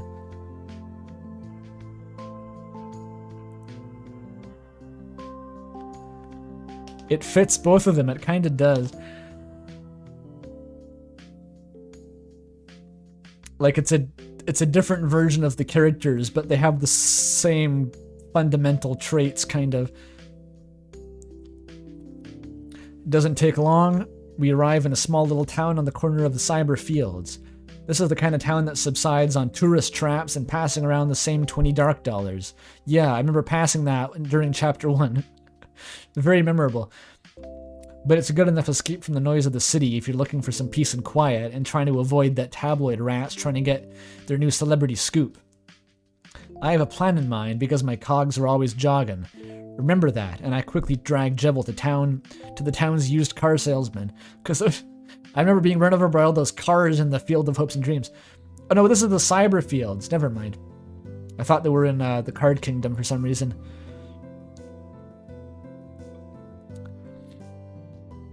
A smiley green Addison type who can't be older than 30. They make my blood boil, looking at us with that toothy smile and perfectly slicked back hair and tie matching their pants perfectly.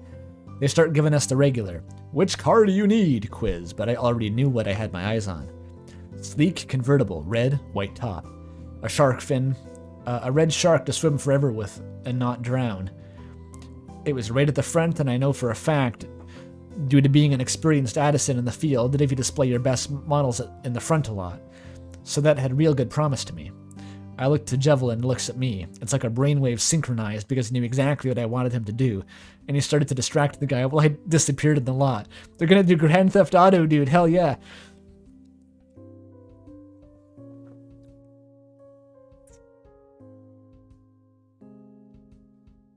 Is this AO3 I just got here? Yes. Clown-to-clown communication, exactly. It's just like telepathically tells Jevel to do crime.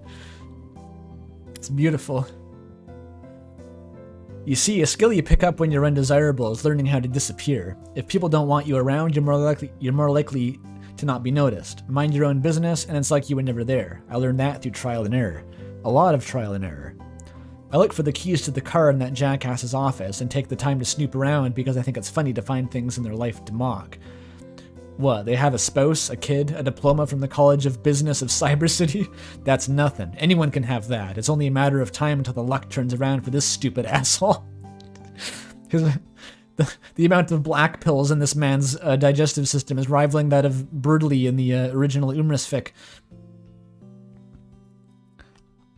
At least Spamton is legitimately middle-aged and homeless, though. Burley was a fucking high schooler. Only a matter of time. Only a matter of time. Spamrits? Yeah. They called back my attention, and I turned around because I wasn't going to let myself get caught red-handed anytime soon. And they jingled the keys in their palm like I'm a toddler that needs a distraction and asked me if I want to go for a test drive. I say about time you offered. I might have said some more things, being that I'm far more experienced, finely aged, previously highly successful salesman in the same area of expertise. They didn't ask, but they didn't need to. I can tell.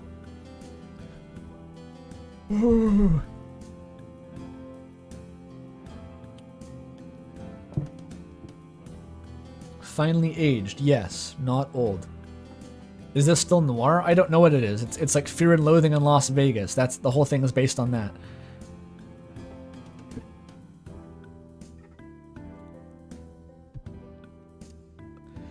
Picking a car's wheel again in my grip for the first time in decades is like I'm getting high for the first time, which means I'm feeling like a god and that I should kill all other divine beings standing in my way. No offense to the almighty angel. What the fuck is that line? It's a really good line. But I'm suspicious that some of this might be like stolen basically, but I don't know. That has the same vibe as the mushroom copy pasta. Tell me the name of God, you fungal piece of shit!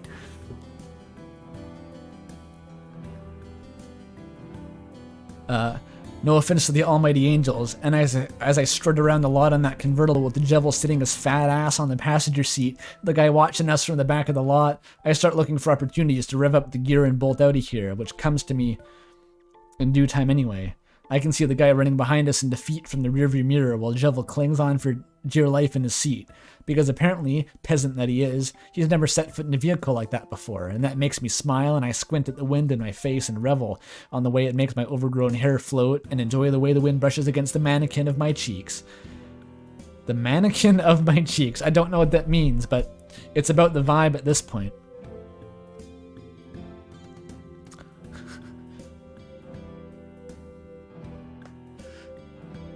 That goes hard.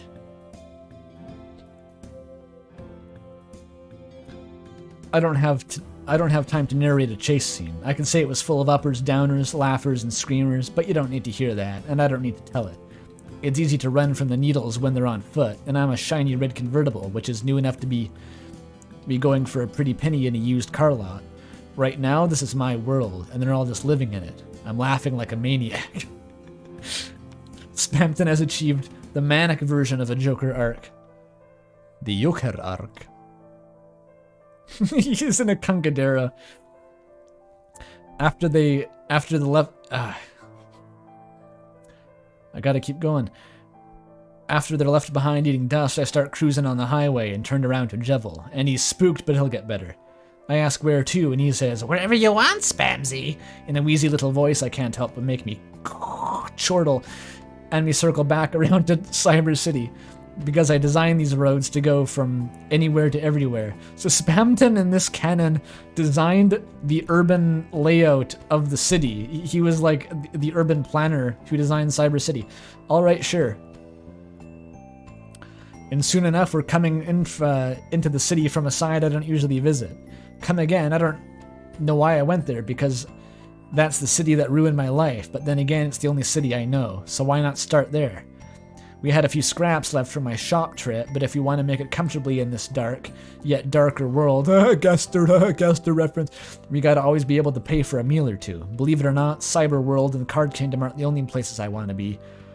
Having a car in our possession means easy access to more places. North, south, east, west, maybe even more. I've never been up north.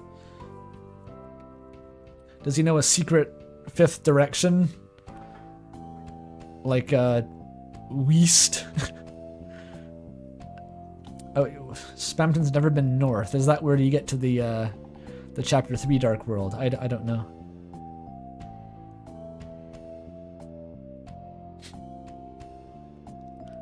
He's gonna ascend the Z-axis. Hell yeah. That's what you can do with enough wacky stacks in this world. Discover the uncardinal directions. But first we need money. Yes, money. We could always go with more money. If we're ever in a tight spot, I can inhale it right then and there. Might be awful tasting, but that's what Addisons are for. So he canonically can eat the money. Good to know.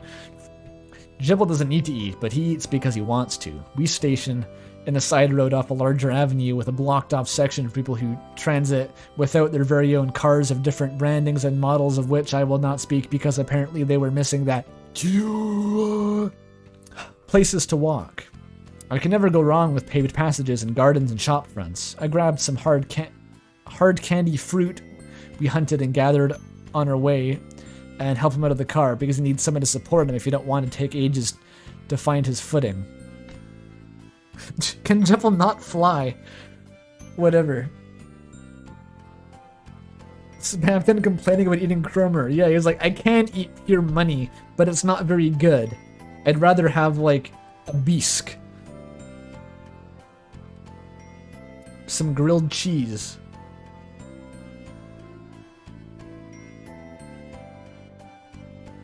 Yeah. He's on juggle duty. I'm on barking duty. Together we'll make millions. He's just a roadside juggler now? I'm pretty good at carnival barking, and that's a skill that I'm proud of. And if I can, boys and girls and children of all ages, I'll scream to the far corners of the earth just to bring folks up.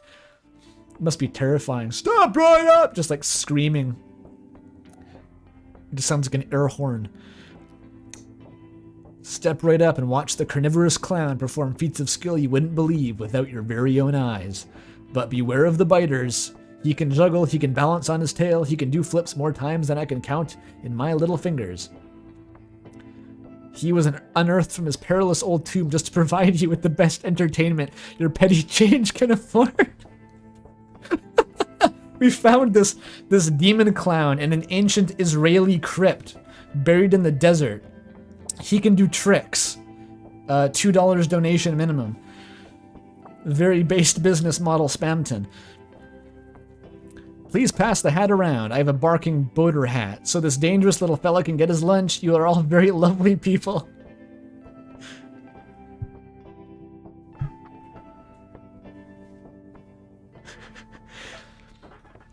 We do this for a few hours. We buy supplies, we hit the road. Rinse and repeat. With a bit more sightseeing, and I've got all I could ever want in a life of a forced retiree.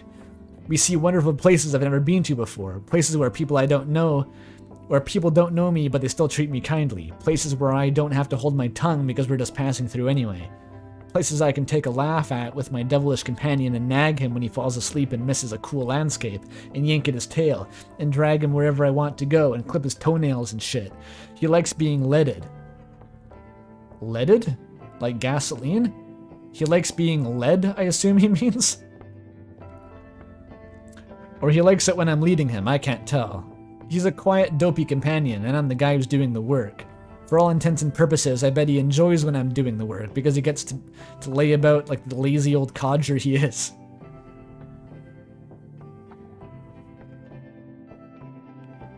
I like it. Unleaded rage clown. High octane. I love how this fic is written. It's strangely compelling. It really is. When night falls and we're on the plain desert road, no rest stop, village, city, or bed and breakfast anywhere around us, I go off-road and park by the side of a rock under a sign, and we keep the covers down because the nights in this place are beautiful. All the speckled stars under the dead dark of the sky. And since I've lost most of my skin when I went to hell for the first time a few decades ago, I'm very chilly. Yeah, just casually bring that up. So I get close to him and he wraps the travel blanket we've got in Card Kingdom around us, and I soak in his warmth.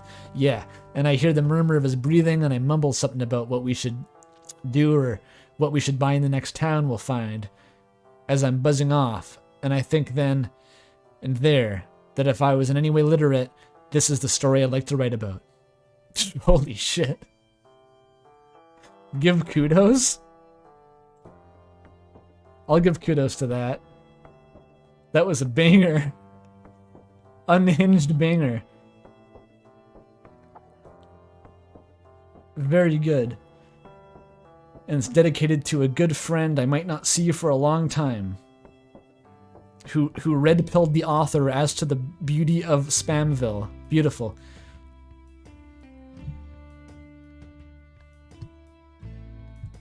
That was actually pretty good. That was a bit laser body, like extremely fucking weird and strange, but also like good.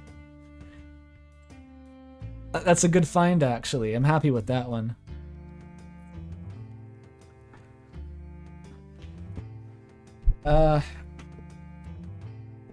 And unfortunately, that is the end of the fix that I had prepared to read for this stream. It's quite a short stream, isn't it? I picture these going on for way longer. It just feels longer because I'm talking so much and my voice wears out. Read the Navy SEAL copy pasta. I couldn't do any kind of interesting version of that with my voice this tired. It wouldn't be any good.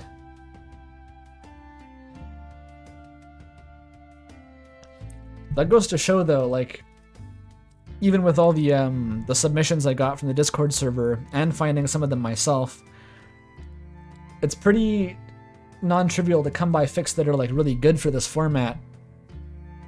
You can see all the ones that I looked through and had to disqualify just for not quite being entertaining enough, or like this one was too long, this one was just kind of straightforward, this one is unfinished, this one was just a little bit too long as well, and not quite funny enough for my liking, so yeah, it takes effort to get these, but I really like doing these streams. So I encourage anyone, if you have any pet weirdo fanfiction that you know of, to please submit it on my Discord server so that I can keep making these. Oh, we have stream fan art, even more fan art from Mooks, who once again created the Gaster GIF on the left there. Let's have a look at that.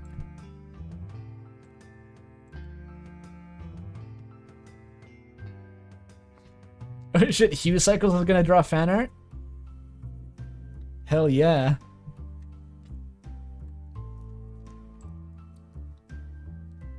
Alright, let's look at this Mooks' art here. Okay, what is this? I think it's like an anthology of various scenes from all the different fics.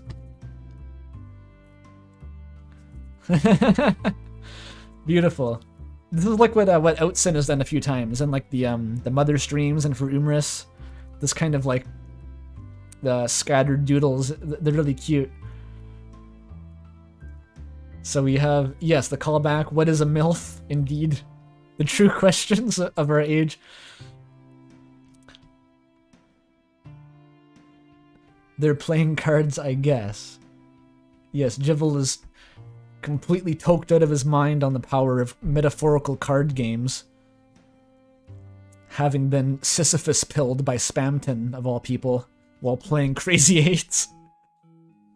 So, this was the fic I'm most on the fence about, in terms of the dissonance between its execution and its content, if you read it charitably. Like, it had some good ideas, but it just written so strangely.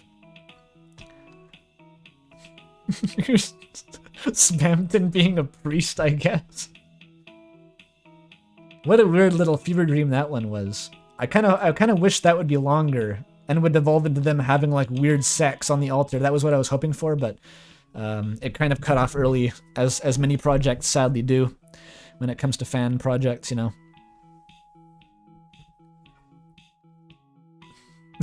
Yo, what are you reading there, bruh? Brutally just slamming the table like a psychopath while Monster Kid tries to read. I love it. The doctor poisoned my words. That was such a weird detail to throw in.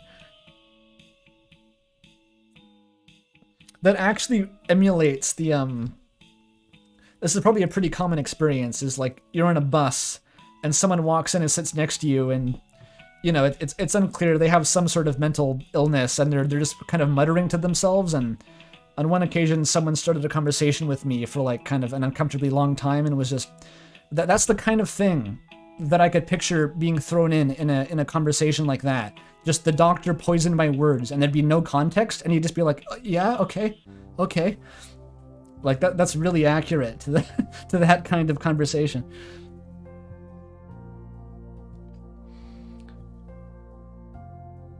I should read a smut fic someday. I've already read Umris. That's as close as you're gonna get. And I censored the explicit sex scene in that because that was fucking weird, man. I didn't like reading that.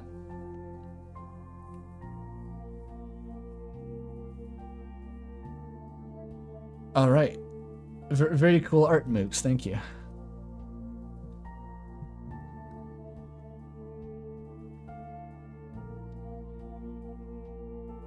I want a full version of Man of God. Yeah. You never thought I'd do a part 2? I've always wanted to. And in fact, I want to do a part 3 as soon as possible, but it's going to take a while to accrue the fix, you know, so. We don't talk about uncut Umris. Yeah.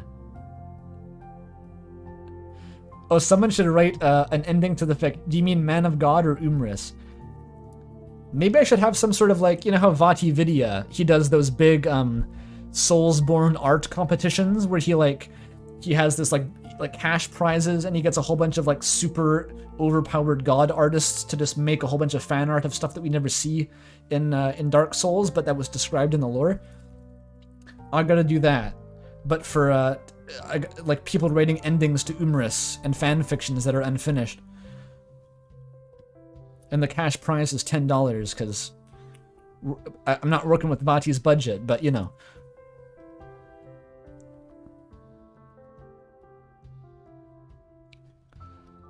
Yes. Yeah, an ACDS competition to finish Umris. I can always give away the Peepus roll. That's my one power move. I can promise a Peepus to the winner.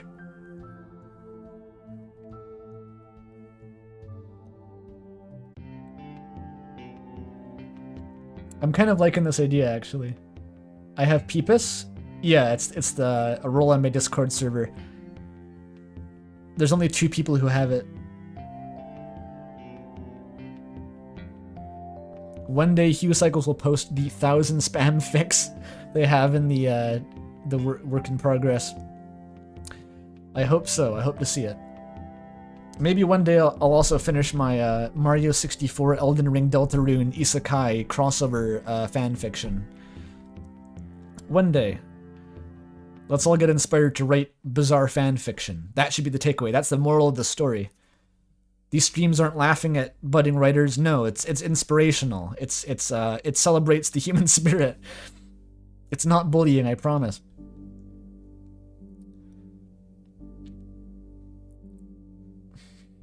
Okay. Unshackle your mind. Yes, beautiful message to end off with, Ryu. And I think with that, I will have to end the stream. As short as it was. I wish it was longer, but this is the material that we have to work with right now, so I guess I'll see you all later.